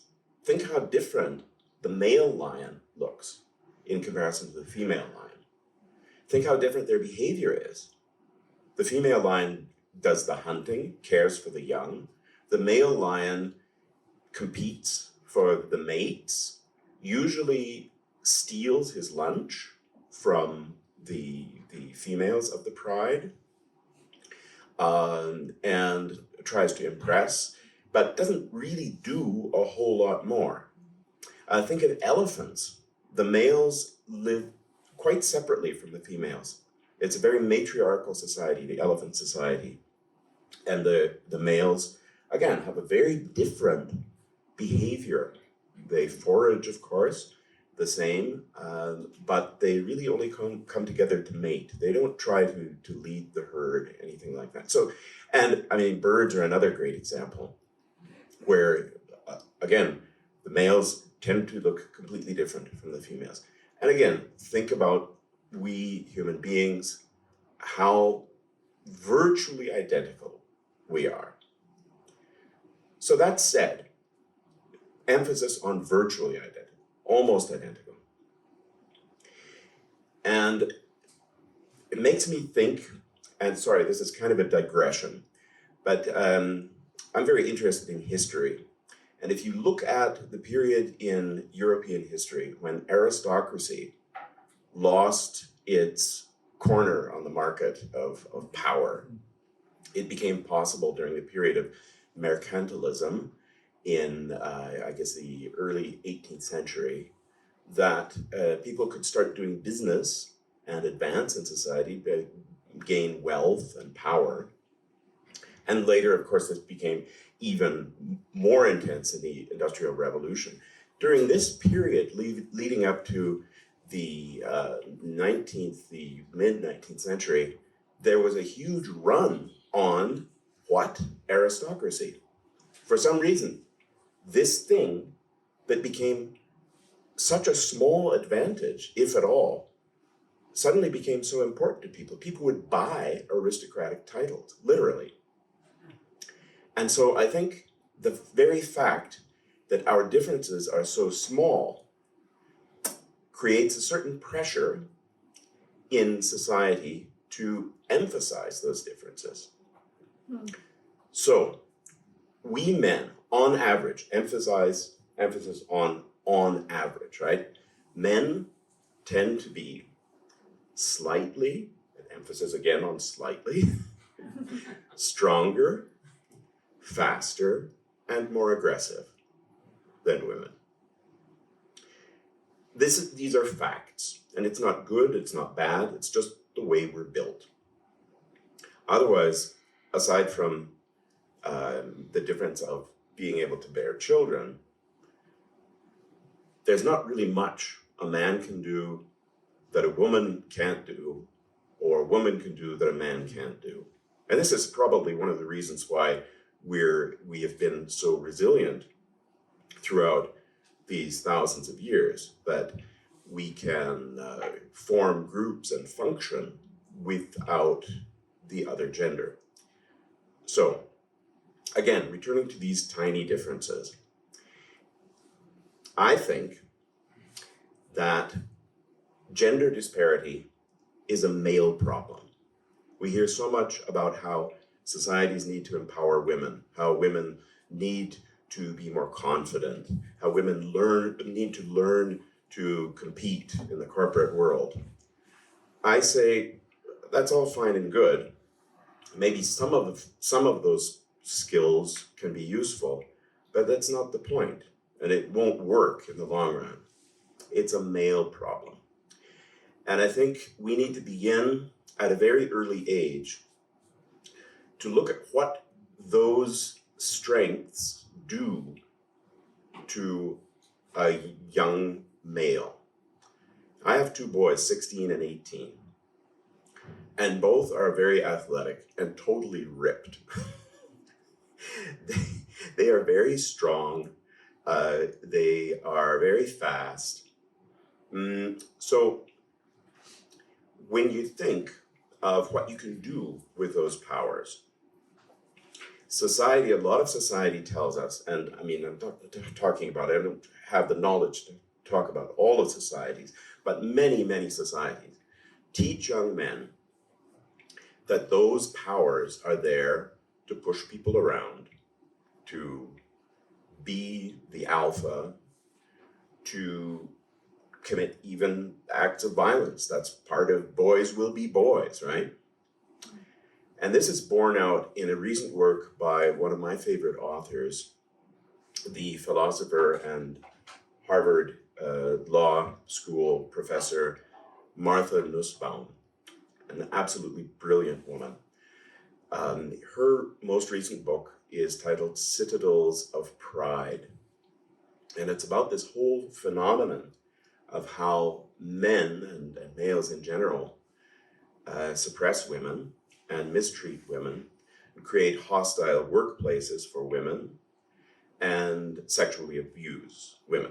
And in the section where she's talking about young athletes, for example, because there have been many horrific cases in the US, especially college football, she says at one point, you know, these young men deserve our pity, because they've been taught from a very young age that, you know, you're superheroes and all the girls are going to fall for you. You can do whatever you want, you know, and you're the strongest, the fastest, the best. And I think we need to get beyond that kind of thinking. And I highly recommend this book. It's very, very insightful and revealing. So I think we need to begin in the sweet spot of emotional and cultural development for children, which is the preschool age. This is borne out by psychologists and neuroscientists, 3 to 6 approximately. And we need to begin conditioning and continue that conditioning onward, that those superpowers, they're great, but nature has given them to you as a man, as a young man, as you begin to develop and muscle up and so on. Nature has endowed you with those powers for two main reasons: to protect and to provide. I mean, you could add a third P, procreate, but let's say that's kind of a no-brainer, right? Because athletic, good-looking males are probably more likely to attract mates. And that's just the way nature has built us. So that's just fine. But I think this is as simple as oversimplified as that may seem. I think it's simple but not easy. That it's going to take a lot of conditioning, and this is really necessary to create generations of males who really understand that, yes, there's nothing wrong with being strong. There's nothing wrong with being aggressive. But think what it's for. And again, if you'll forgive a small digression, think about these strengths as, say, the military in a nation state. Think of a failed nation state, let's say Syria. It turns its military against its own people. And that's what happens when men use these strengths to oppress, bully women, and in even worse cases, to abuse physically, sexually, one way or the other. So those are my thoughts. I hope that's not too convoluted, but having two boys has over the years has helped me develop those thoughts, and I'm very glad to see my boys are really nice to girls. And they're not violent, even though my older son for many years played hockey.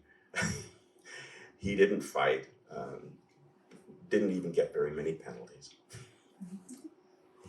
Yeah, we were just having this discussion yesterday on, how to raise children now in this new kind of thought process and evolution. And I think if I can sum up some of what you've said today, is really that we are all here for each other, that we're interdependent. We're here to care for one another, serve one another with whatever giftings and traits we were born with in that wholeness of who we are, but also in the realization that we are not alone, that we're all part of this wonderful community and ecosystem where we can serve one another and take care of one another. Do you have any closing thoughts to share? Let's see. Well, maybe in a way we could also apply the same to women, that when young women like to celebrate their femininity, there's nothing weak about it. And that doesn't mean that they're just pandering to men. In fact, funny story, we have a rather large house in where I live with my wife and two kids in Düsseldorf, and my wife rents out an apartment on a short-term basis, usually for maximum, say, 6 months. We had a very nice Irish young lady from Ireland in her early 20s staying there, and a very feminine, very good-looking young lady. And one day, my wife and kids were gone for some reason over the weekend or whatever, and I'm a runner. I went running, or I was going running, and she came down with some laundry, and she said, "Can I do some laundry?" And I said, "Well, I'll tell you what, I'm going running, so if you don't mind having your laundry done with my sweaty stuff, I'll take care of it." So she said, "Well, okay." Well, first she demurred, and then I said, "No, really, it's no problem whatsoever." And so she said, "Okay." So I went running, and then I went to do the laundry, and it was a bag of very frilly, pretty underwear. And so I was, at first I was mortified. I thought, oh, this must be so embarrassing for her. And I know she has a boyfriend, or she had a boyfriend back then, but I knew he was in Ireland. And so I did the laundry, and then I apologized. I said, I didn't realize this was, intimate stuff. And I realized it was my problem. It was not her problem. She was totally comfortable with it. And I thought, in retrospect, that's really kind of cool, because nobody is looking at her in her underwear. She's just enjoying putting on this pretty underwear when she goes to work.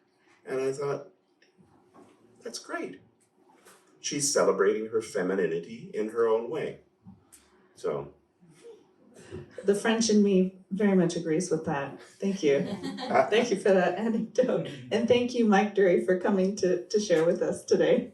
So there's a question here. Oh, yes, Marita, go ahead. Yes, 2 questions, please, if I may. Can you repeat the name of the book? Because I find this super interesting. It was by Nussbaum, right? Absolutely. Martha Nussbaum, Nussbaum. In German, I know how to spell it. Okay. Well, but it's not kein SZ. Genau. And it was Marifair? Martha. Martha. Yeah. Martha, okay. Yeah. And the title was? Citadellen, Citadels of Pride. Citadels of Pride, wonderful. Yeah. So then one more question. I have a whole load of grandkids. And the wagon load, I could say. And I have boys. Some of them are boys. And they can't be 10 minutes in the room without getting into a fist fight. What is your experience with your boys? Never ever? Or as the same, do they outgrow it? It doesn't happen so much anymore, but there were periods when they fought, and but I realized that they never went too far. They never actually hurt each other, and I think this is a testing of strength. I think this might be something slightly different. Testing of strengths among males is quite different from bullying, younger kids or girls or women. So, and in my experience, any attempt to intervene utterly failed. In the animal kingdom, the siblings, the male siblings or the males in the herd that are all together, they play fight to learn how to fight and to be strong. And so it's not that they're trying to hurt each other, it's that they have to do that so that they can survive. Yeah. Yes, yeah. And I mean, if you think of all of the competition and competitive sports, there's a lot of that. And that, I mean, especially when all of those hormones are zipping through their veins, things happen. But as I worked in the theater for some time, and there was a fight instructor. His saying was, violence is great as long as nobody gets hurt. I would tell them. That's a good saying. Yeah. It's I'm iron happy sharpens to hear iron. that they outgrow this at one point in time. I only raise girls. This is why for me, this is always like. Yeah, well, I have girls, and there's a whole other set of things that I'd like them to outgrow as well. So. Signalalarm, it's called in Germany. Any other questions? Okay. Well, thank you very much. So today we have with us Tara Traub, who's been on an amazing journey in the past year that she's going to share with us a little bit. And actually, I'll let you introduce yourself because you have quite a few titles to your name of things that you have done and that you are currently doing. So Tara, will you tell us what you're up to and what brought you to this day? Cool. Oops. My name is Tara. I retired from professional snowboarding last year, and right now I'm a life coach specializing in self-love, and I'm also creating a TV genre called transformation TV. Kind of like reality TV, but one that gives people the medicine wrapped in cotton candy. I like that description. So how did you go from Olympic snowboarder to love coach, essentially? Self-love coach. Yeah. Okay, so I blew out my knee on the qualifying series while I was trying to qualify for the games. And this was the second time doing it, and I blew it out just a month or two too late to continue qualifying. And over the past 10 years, my one big goal was to get to the Olympics, because that was where, and I didn't realize this at the time, but that was where my worthiness and validation was living. So when that went away and my identity shifted from snowboarder, from possibly being worthy and accepted and belonging one day, to having no option to do that, I fell into this hole, and I had to dig myself out of that hole. Especially because I didn't know what I was going to do next. I spent like 10 years of my life being a snowboarder, and that's it. I left school for it. And so it's been a really big journey to dig myself out of that hole, and I've had a lot of support, and creating that shift in myself really inspired me to create that shift for other people, because the difference that I felt from back then to now, having focused solely on self-love this whole time, is just like there aren't even any words for it. I'm a different person. I see life differently. People see me differently, and I really don't care how they see me now. Well, on some level, you still care, but.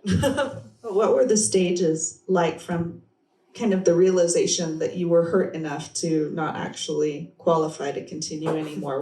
What were the stages that got you to who you are now? There was a lot of denial. There was a lot of sticking my head in the sand. I'm like a pro ostrich. I like to avoid everything. And for honestly the first month, my dad was very sweet. He came out and supported me. He was very scared of COVID at the time, so he had to wear like a bunny suit, just to be around me with the window open. You were in hospital. I was in hospital, and I had to get both of my knees operated on to take patella for my ACL, because the first time I already took patella out of that knee. So it was really rough, and I got lost in just taking it step by step in PT or step by step with PT, taking the pain meds and, the process. So I've had 7 surgeries actually in 7 years. So I'm very familiar with the rehab process, and I was able to tune it out. When I moved, I went through a kind of denial phase. I was very stubborn about not wanting to figure out what I want to do next. And that created a lot of pain. And then instead of focusing on what I want, I focused a lot on what I don't want to feel. And then through a lot of that pain that built up, finally I had to come to a point where I was like, okay, this is enough. I gotta do something. I gotta actually do the work that my life coach has been telling me to do. And so he helped me guide through that process. And there were a lot of plateaus, but there was a lot of magic. There's a lot of magic. And what did you learn about yourself while you were going through that process?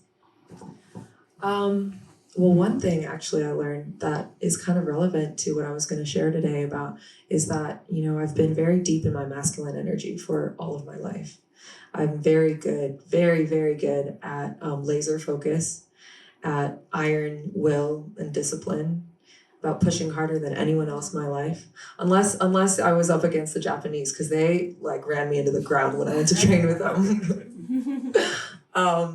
And I realized that those things that I was so proud of myself, that got me so far, could only get me so far, because I was not tuned into myself. I was not open to receiving, and I was not creating the awareness to get the lesson. I was not flexible for anything that might be a redirection and not meaning that I'm a failure.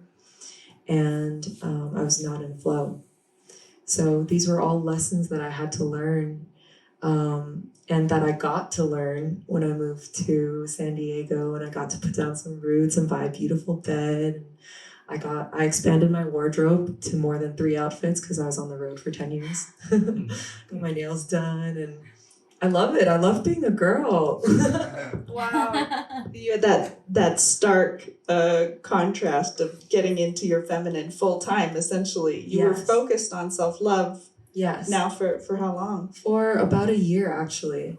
I celebrated my rebirth day, which is the day I blew out my knee in March.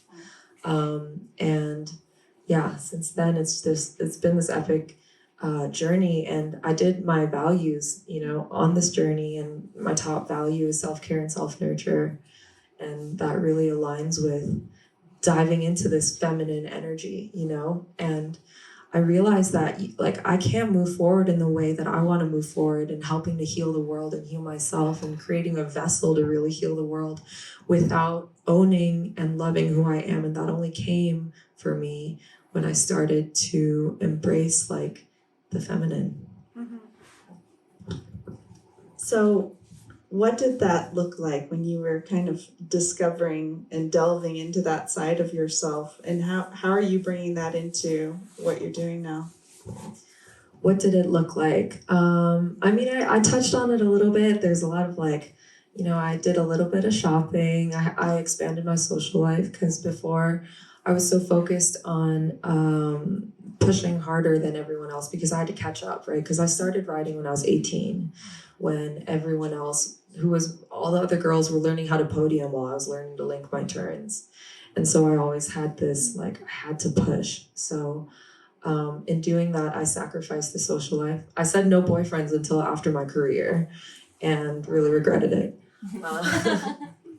And I didn't stay up late to go to the bars, so because I wanted to be in peak performance the next day, so I had a lot of FOMO.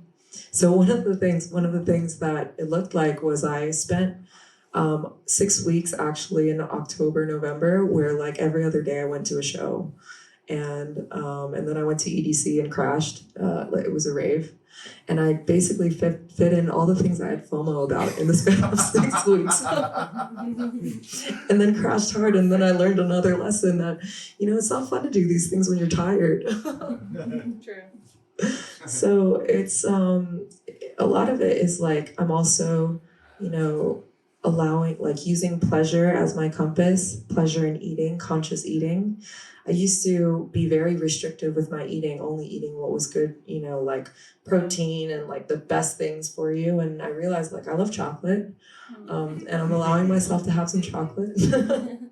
I'm actually a big foodie, which I didn't know before because I had suppressed all of that. So a lot of it has looked like me allowing, and in that allowance discovering who I was, and then also discovering that there's a balance. Knowing, because I've been so restrictive, I have a tendency to binge and then, not going that way. But also not binging and then restricting. So just letting the pendulum swing back and being okay with it, being okay with my body changing, being okay with all of it. And that's part of what I want to bring to the world is I want people to know that it's okay, and know that it's okay to love what they love and not be judged for it, because that judgment comes from yourself. Oh my goodness, I'm so happy you said all that.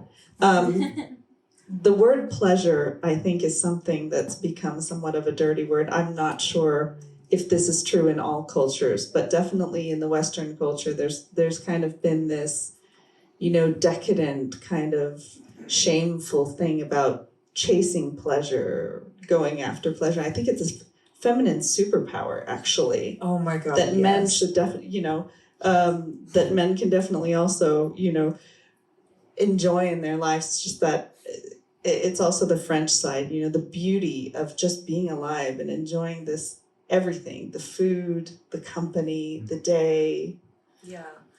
I'm so glad you brought that up, because I have this thing where I one of my friends asked me how do you choose between peace and pleasure, and I think that they're one and the same. I don't think pleasure is so taboo, you have to be in peace to experience pleasure. You have to not be running from these needs or like these fears in order to be present enough to feel pleasure. And pleasure doesn't just mean like sex, you know, it doesn't, pleasure is like eating. It's like, you know, there's pleasure in suffering actually. I went to a retreat in Mexico, a woman rewilding retreat, and I hate heat, like hate. And I was walking back, it was so hot out, and I just took a shower, I was sweating, and I was like, I was about to faint, and I was like, wow, there's really pleasure in this suffering, because I know that in 5 minutes I was gonna hop into the shower and that's gonna feel like orgasmic, you know? And it was just like like the heat, even though I hated it, it was like I felt so much pleasure in hating it. You know, there's pleasure in hate. There's pleasure in everything, you guys. There's pleasure in sitting down and just laughing here with you. And I think chasing that pleasure is like, it's my north star right now. It's my compass. And I think if everyone chased their pleasure, people would be so pure.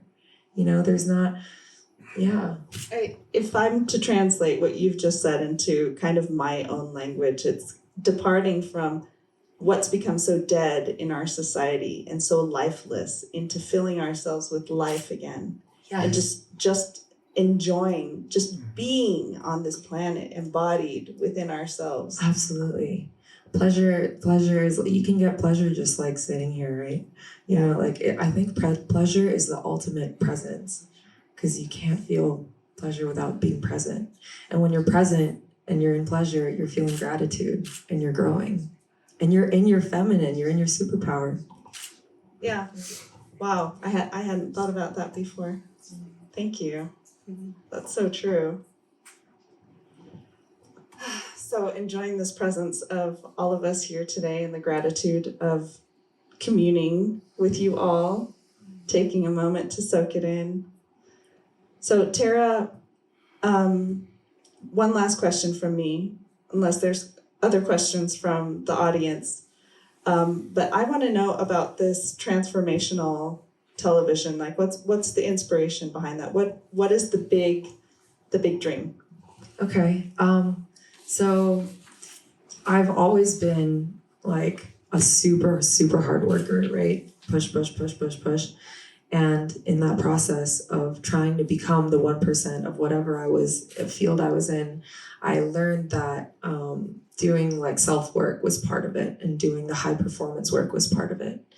And then, you know, especially coming out of my snowboard journey and transitioning, I was like, okay, like how do I create something that allows me to travel, because that's one of my passions, and then that allows me to uplift myself and uplift other people. How do I incorporate music? Because I'm actually still going to school for music, and I'm the longest standing student, I think, at Berklee, because I started in 2012. It was like 11 years later. And yeah, I wanted to create something that brought everything together. And so I want to create like this gamified music television show. Like think like Survivor meets The Voice.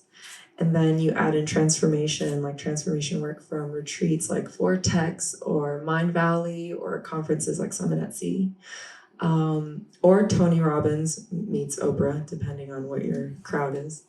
And then you add in the spice of culture and exotic locations, and really tuning into like the lives of the people who live there, you know, and their music, obviously. So that's what I'm working on right now. And yeah, I'm super excited about it, because it's like, I think that the world is ready for it.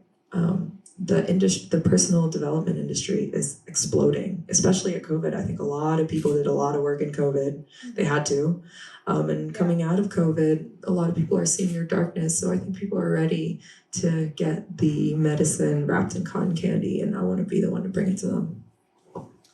I think you're right there. We just had Rasmus share yesterday about the heart resonance and how we are all music. Our hearts are producing music all the time. It's just a matter of tuning into each other, resonating at similar frequencies, making that frequency contagious so that we're all resonating together. I think music has a huge part in who we are, how we communicate our emotions. So I'm glad you're doing that. And if you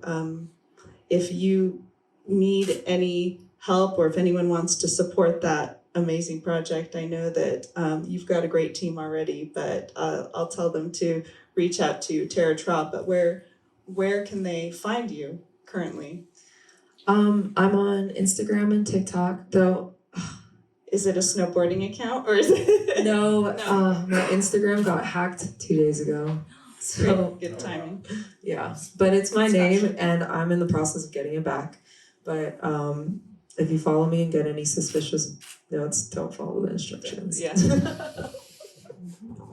But yeah, you can I'll find you there. Yeah, Instagram and TikTok are my bigger platforms right now. We can follow your progress along your creation. Absolutely. And reach out to me and then we can connect. I would love to chat. What's your email address? taratraub@gmail.com.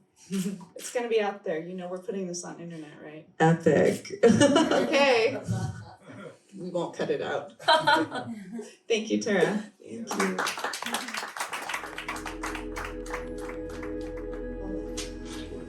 Share from a professional gemologist the frequency of these stones, and she's just had me holding this gorgeous one. This is Doris Hangardner. Welcome. Thank you very much for having me. Will you tell us Yes. what exactly do you do? So I would like to start with my personal journey. I grew up in Zurich and in Davos. Every holiday we would come to Davos. And I have two older brothers and they went hiking and they came back with a very normal and plain looking grey rock. But they had chopped it open. So if you would put the two halves together, it was just really a plain grey rock. But if you would look at it from the inside, you had the sparkles, you had almost like a starry night within the stone. It wasn't crystallized, but it was kind of like a glimmer. But I was a little girl and I was so fascinated with what's in a stone. And ultimately my career path or my journey took me to gemstones.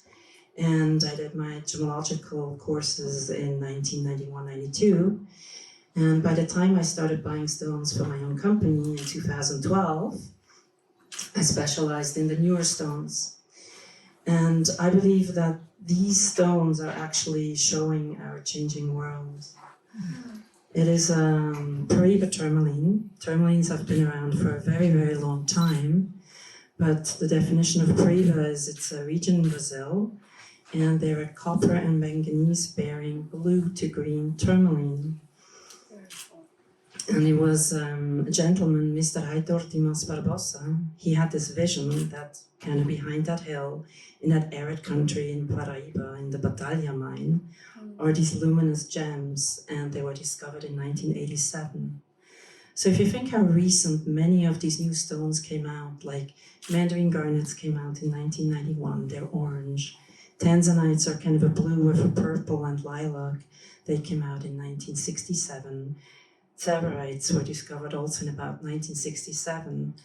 And we see how they evolve and how different they feel from a diamond, an emerald, sapphire, or ruby. Now, the Paraiba then subsequently was found in Nigeria and Mozambique in 2001. But I love the story on water. I think they're an aquatic gem, and I think they really show the age of Aquarius. And if you look at it, it is kind of like a pregnant belly. I think it really looks very, very feminine in its shape. And if you think of the four aggregate states of water, you have frozen, liquid, gas, and plasma.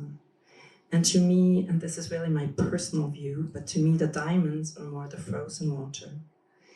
If you walk in Davos on either a sunny day or during moonlight, and you will see the light reflected on snow, it's kind of this geometric quality of the diamond, which you have to cut to really bring out the brilliance and the shine.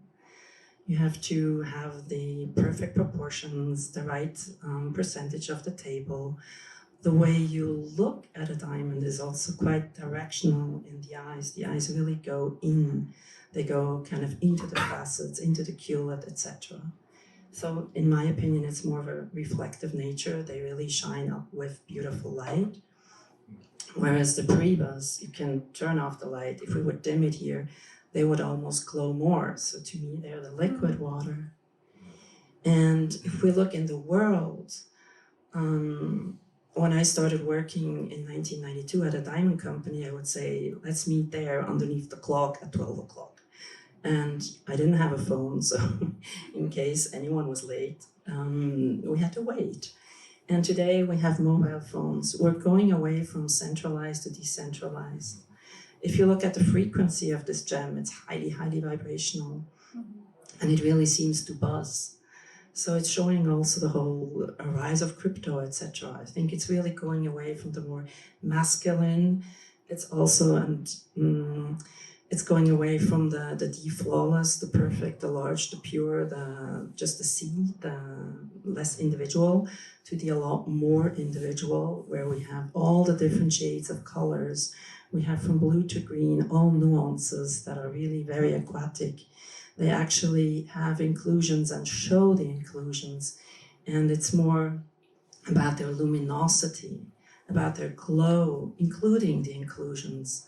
And it's the value is by the way it makes you feel, the color, the joy, the pleasure of the stone. And it's not just the perfectness.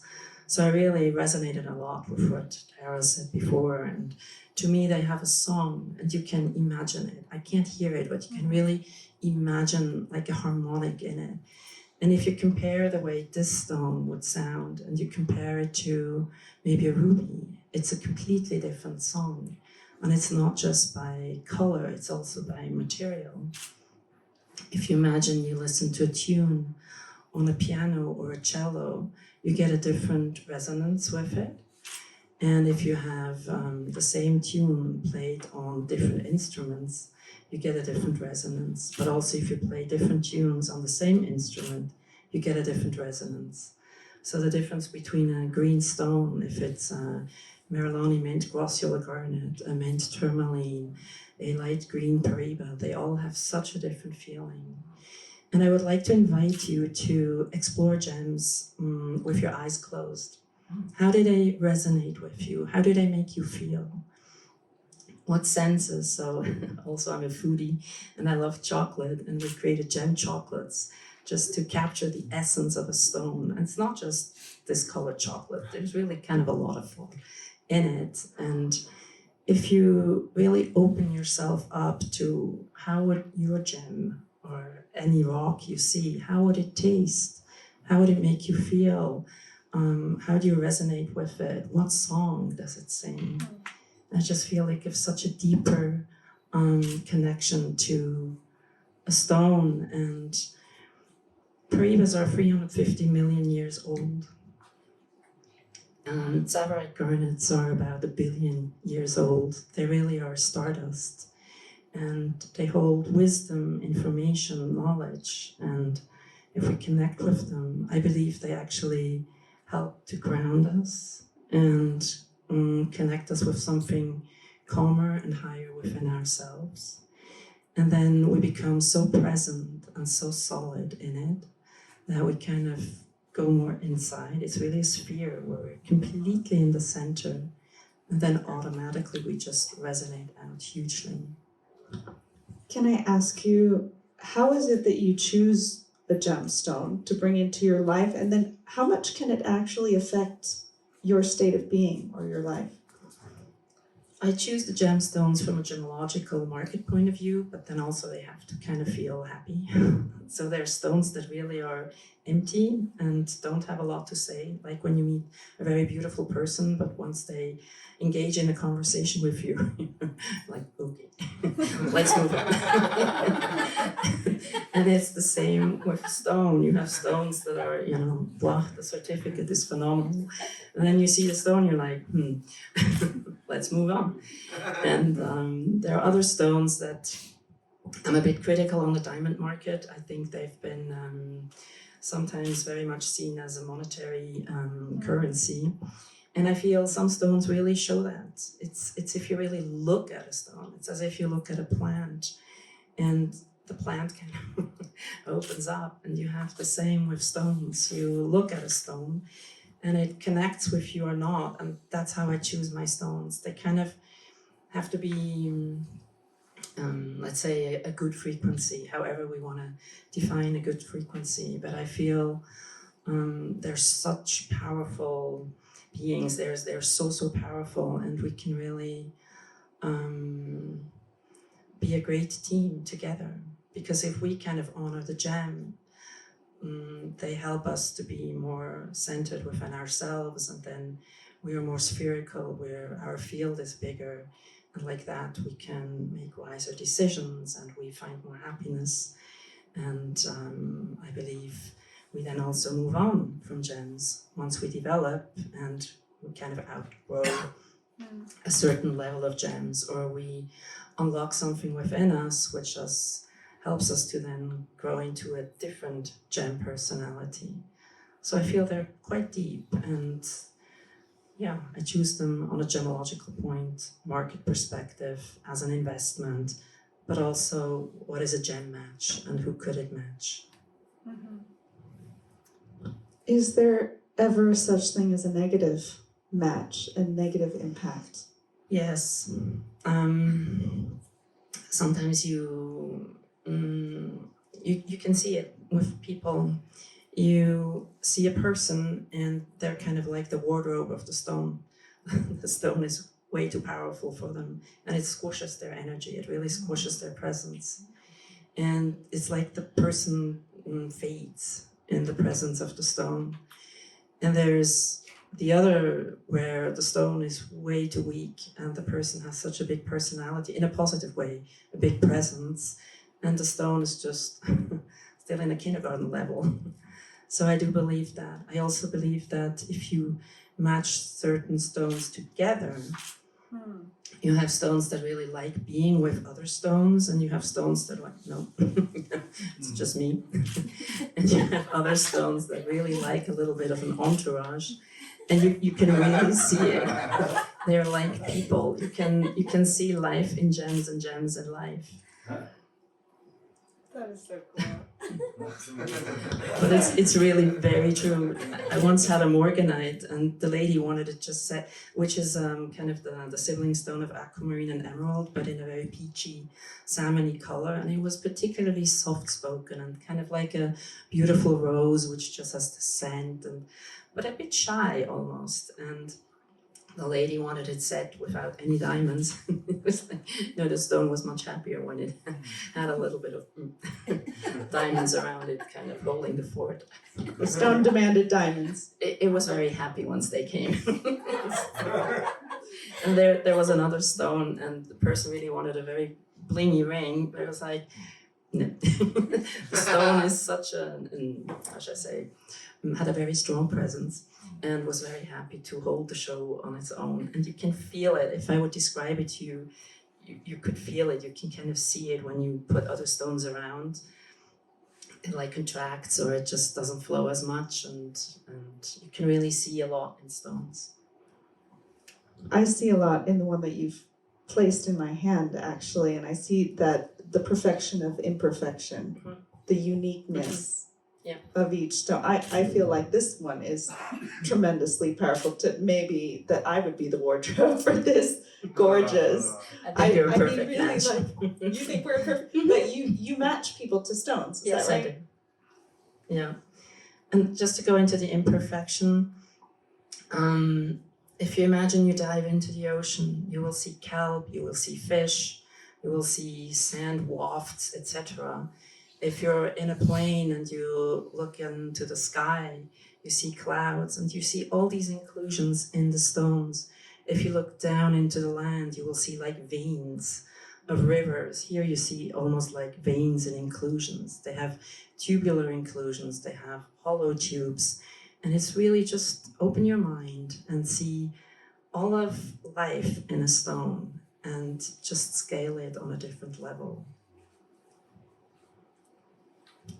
I have one question if no one else has a question. Actually, this is one that I've struggled with gemstones, because I do love them, but I feel bad taking them out of the ground. How do they feel about that?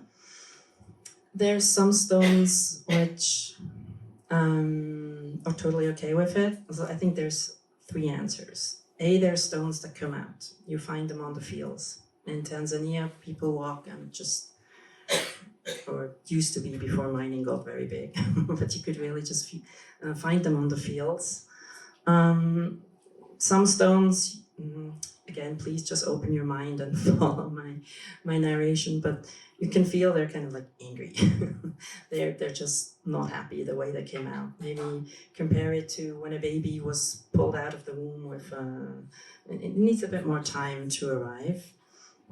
And there's other stones that really carry earth wisdom and just are ready to show it and bring it out. So again, it's extremely individualistic, and again, I would love to invite you to just open your mind and look at stones more with your heart and feel them. And I think mining is a very tricky subject. Personally, I always end up saying that ultimately what I find most important is that you really honor the stone when you have it. So it's out here, and if it's here, then at least let's really see it and honor it the way it is. And thank goodness there's now initiatives to really help more sustainable mining.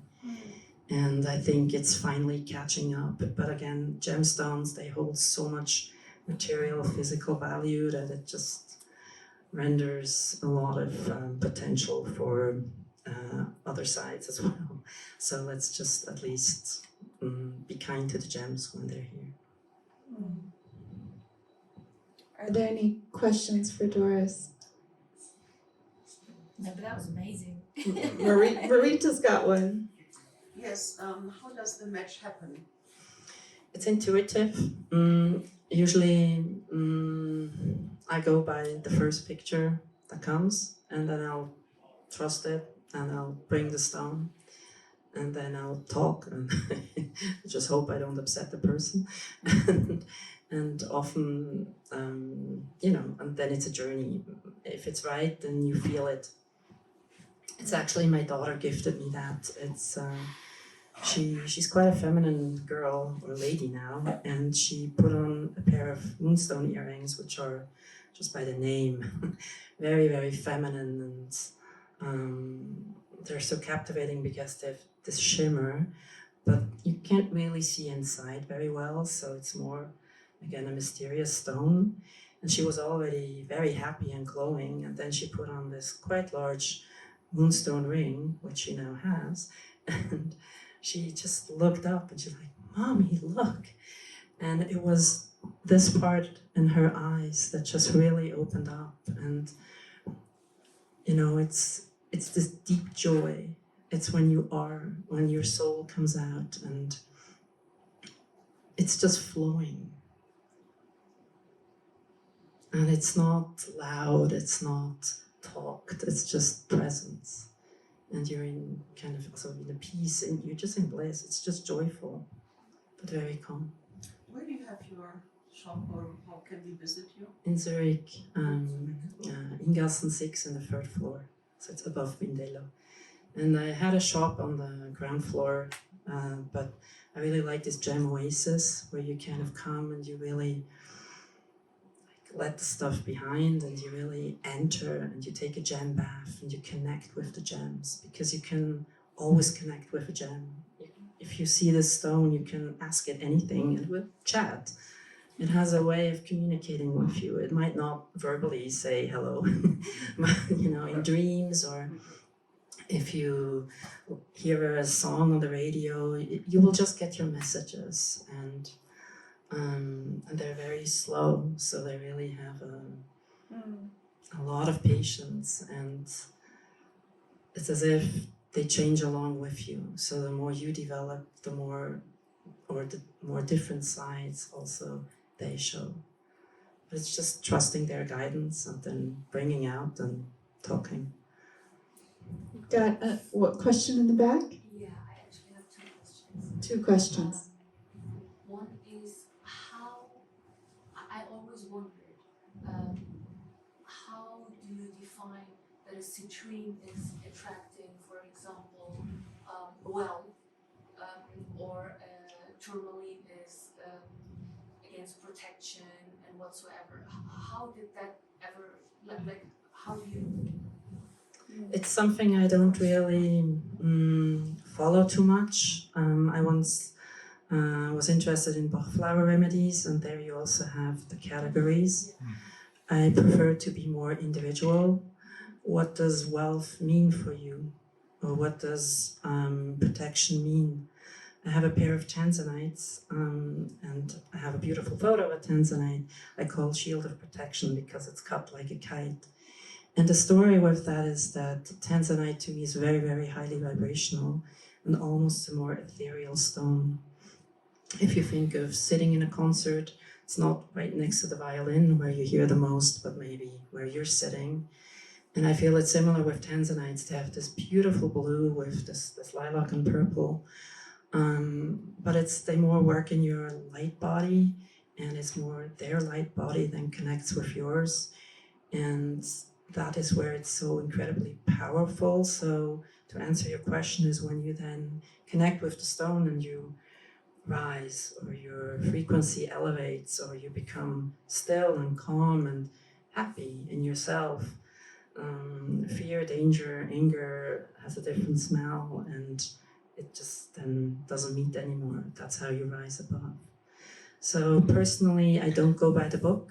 I don't like the dogmatic. I try to go into the heart and I don't know. I mean, I think there's so much more wise than kind of I can ever be. So I'll just follow their guidance.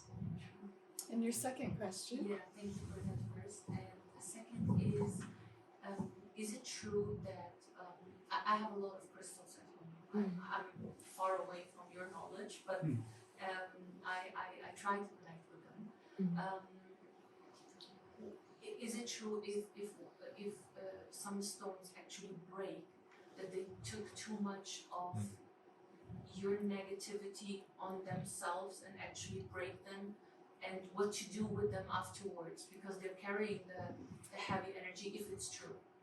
I think the Asian culture, I think China with jade, for instance, if the bangle breaks, they've really soaked up an illness. Yeah.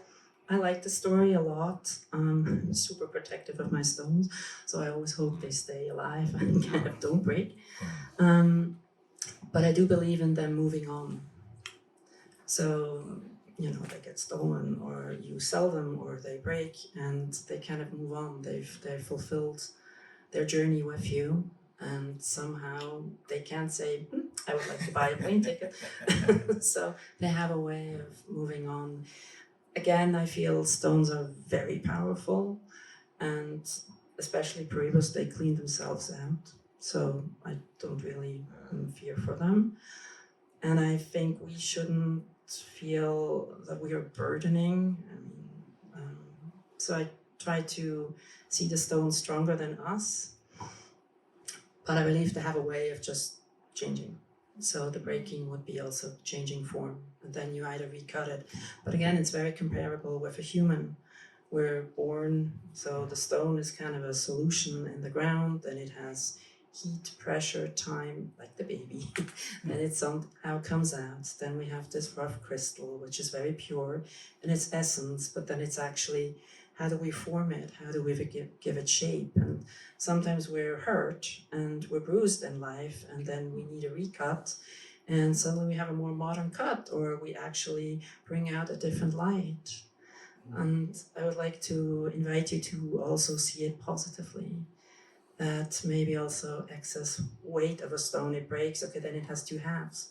Maybe we had two parts in us that wanted to not be united, but just, I think, explore it a bit deeper and just trust it. It doesn't die. That's what It does not die. Even 1 carat, 1 gram makes 1 carat, so it's kind of, you lose more than 50% of the stone when you cut it. It's really sad. And it just washes down the drain. It's in the water, so it doesn't die, but it's the same if you think of a rose bush. Sometimes it's also good you cut away the out of bloom roses so that the others have strength. And if you think of the stone, it's a cabochon, so it's rounded. This could also be kind of turned around. You could cut the crown, you could cut the pavilion, and then you have a large faceted stone. I describe it as with hair, the way we're born. Some people have very beautiful, fine hair, and then the hairstyle might be more this way. And other people are born with very curly, thick hair or whatever. And it's the same with the stones. The way the crystal grows kind of dictates how to most optimize the cut or have them cut the most beautiful. Again, it's very personal, but sometimes then we change. And most of Prebas actually are heated. If you compare that with sapphire and ruby, there you, especially for an investment aspect, don't really want that. Here it's desired, it's more this fire of transformation, because then this neon comes out, this absolute glow, which again I find indicative of our times with the pole caps melting, global warming. It's very indicative of how we are, is you see it in the stones. And if you watch the new trends in the stones, it's very beautiful to see what the earth also gives free at this time. It's a bit when the student is ready, the teacher appears. And to me, they're wise masters and teachers. I love that. Can you share with me a little bit about what your thoughts are on pink tourmaline? I was thinking of bringing one and I put it back into the safe. So it's again, what pink? So for me, I love tourmaline. I'm dressed in tourmaline. I always say it's a bit of a strong, tough stone. It's directional. It's you put on the subwoofer. Again, I like it. My mom was American, so I always say I'm a bit louder than the typical Swiss. I like the oomph of the stone. I really like it has a strong presence. It's quite a profound stone. Also, the Vikings, they used to navigate with it. The question is, how is the pink? So the one I was choosing is more like your shirt, but then I put it back because I didn't want to carry too much. But is it more a hot pink? Is it a raspberry pink? What's in your mind? It's like maybe raspberry. So what does it mean to you? How does it make you feel? And where in your body do you feel it? So kind of if you play with it, if you imagine it flushed in your body, or you imagine sitting in the stone, where does it work with you? How does it empower you? How does it lift you, enhance you, make you more you? That you really come out and you are your best you.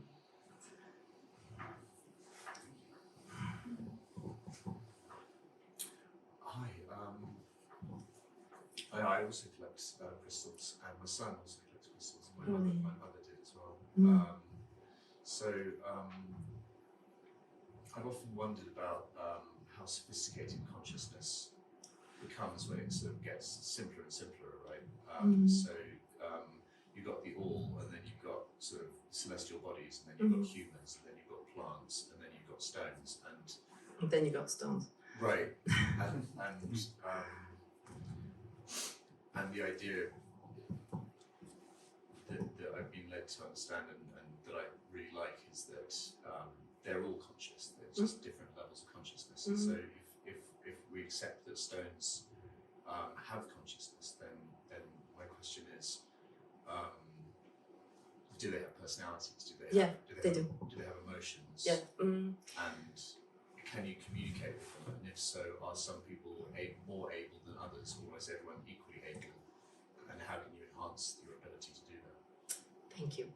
I think they have personalities. I wrote a book on Prebas called Purely Preba, and my third chapter is Gem Personalities. So yes, I very strongly believe in that. And I'll just briefly point on that, and then I'll bring in the consciousness.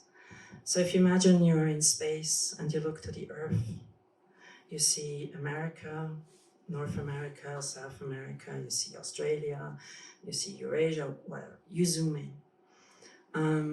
So I live in Zurich, which is a very different feel to Paris, to London, to New York, or a beautiful field. And you have, let's say in Switzerland, you have the different cantons, and you will feel a different vibe when you go to the different cantons, to the different communities. Or if you go here to the mountains, you will find an area which is softer, and another one that is more strong or highly vibrational. So imagine where the stones are found. It's the same. You have this area where you find Paribas, but then you have the different veins.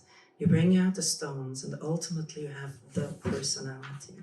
They all hold their own frequency, their own vibration. Think of a tree. You're in a forest, so you get a feeling for the forest. You see it. Is it how do you say it? Mischwald, Laubwald, whatever. You know, you have the different trees, but then you stand next to this one tree, and you have a connection with that one tree. And I feel it's the same with the stone. The consciousness. I believe we live in this dimension, in this world, and we have our consciousness, and I do not do drugs, so I don't really know how that works, but I believe that if one might have a consciousness expanding drug experience, who says that this crystal is still crystalline color in a fixed crystal grid? It might be fluid. So let's not limit our minds just because we're in this physical plane. I spoke to a friend of mine who studied chemistry, and he said copper. So that means it only could develop with two stars having collided, because otherwise there would not be any copper.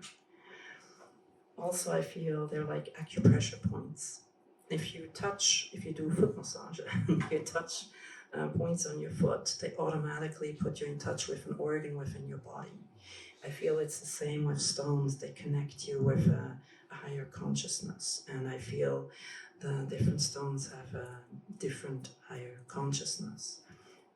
Again, that's why I believe these just came out so recently and so rare and scarce, because as with people, you don't find, again, this should be politically neutral, and I'm not trying to, but too many Dalai Lamas, just out of ease for communication. Or I describe them as the dolphins in the gem world. To me, dolphins are pristine animals. I find they have a huge consciousness. And yes, I kind of believe that, but I cannot describe more, and I really always want to bring it back to our senses. And again, if you afterwards maybe hold the stone and connect with it, you have your own chat with the stone, and you see what it communicates with you. It's about your own connection. One more question. Are you familiar with monoatomic gold? Excuse me? Are you familiar with monoatomic gold? No, I'm not. I'd love to know what you think about that. Yeah, maybe you can describe it to me then, and then I will be able to. Sure, yeah. So the sort of famous story is an American about sort of 40 years ago found a very large amount of white powder on his ranch and sent his men to go and clean it all up, and a few weeks later it was back again. Where is it all coming from? Cleaned it up again, came back again. So eventually sent it off in a vial to a laboratory and said, can you tell us what this stuff is? And the laboratory said, we've absolutely no idea what it is, it's not on the periodic table. Sent it to another laboratory, same thing came back, sent it off to a sort of mystic who said, where on earth are you getting this stuff from? I train people for like weeks, not me, this guy trains people for weeks and weeks to get them into a state where they can get into theta brainwaves. And he said one teaspoonful of this stuff and it takes you there like instantly. And it was subsequently discovered that it was gold in monoatomic form. And it can be extracted from the Dead Sea, and it's meant to be the quality of it. It's not meant to be chemical, but magnetic. So when you take it as a medicine, but it's just back to the sort of resonance. I think it's all frequencies, so thank you. I will definitely look into that. If I may add just one more story on especially this stone, so it's the gem personality water.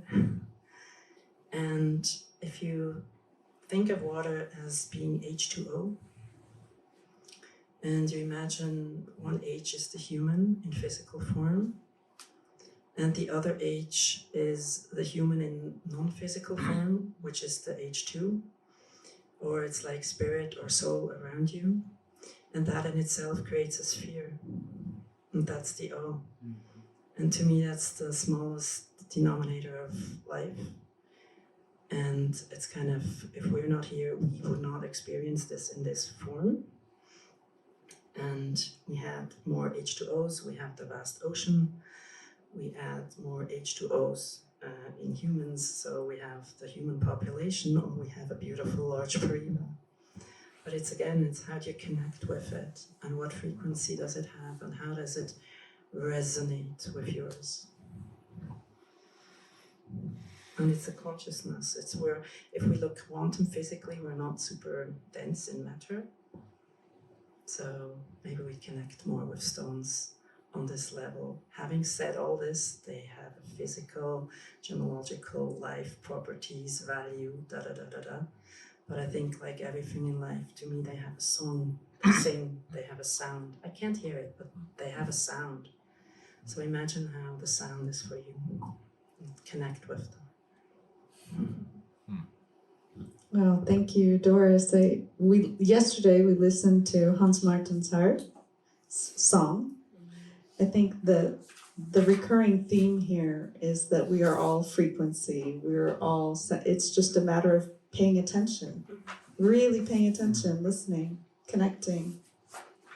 And really, just to finish the aggregate states of water, this is liquid, but also the way we look at a Paraiba, even if it's faceted, it's yin-yang, it's more feminine. We gaze in, we drink in the color. It's a very different feeling. The gas to me is if you look over a huge body of water or the ocean and you see the sky and it's just not quite clear where's the cutoff line. It's the same with these stones. They almost seem bigger with their glow than they physically are. And plasma, I once heard stars are plasmatic in nature because they constantly collapse in each other and that's why they glow. I don't know, I love the story. But they just don't seem super calm in there. It's like there's so much life in there. So enjoy your gems. Yeah, maybe you can all come up and connect with this one right here. Thank you very much, Thank you very Doris, much. for sharing Thank your expertise.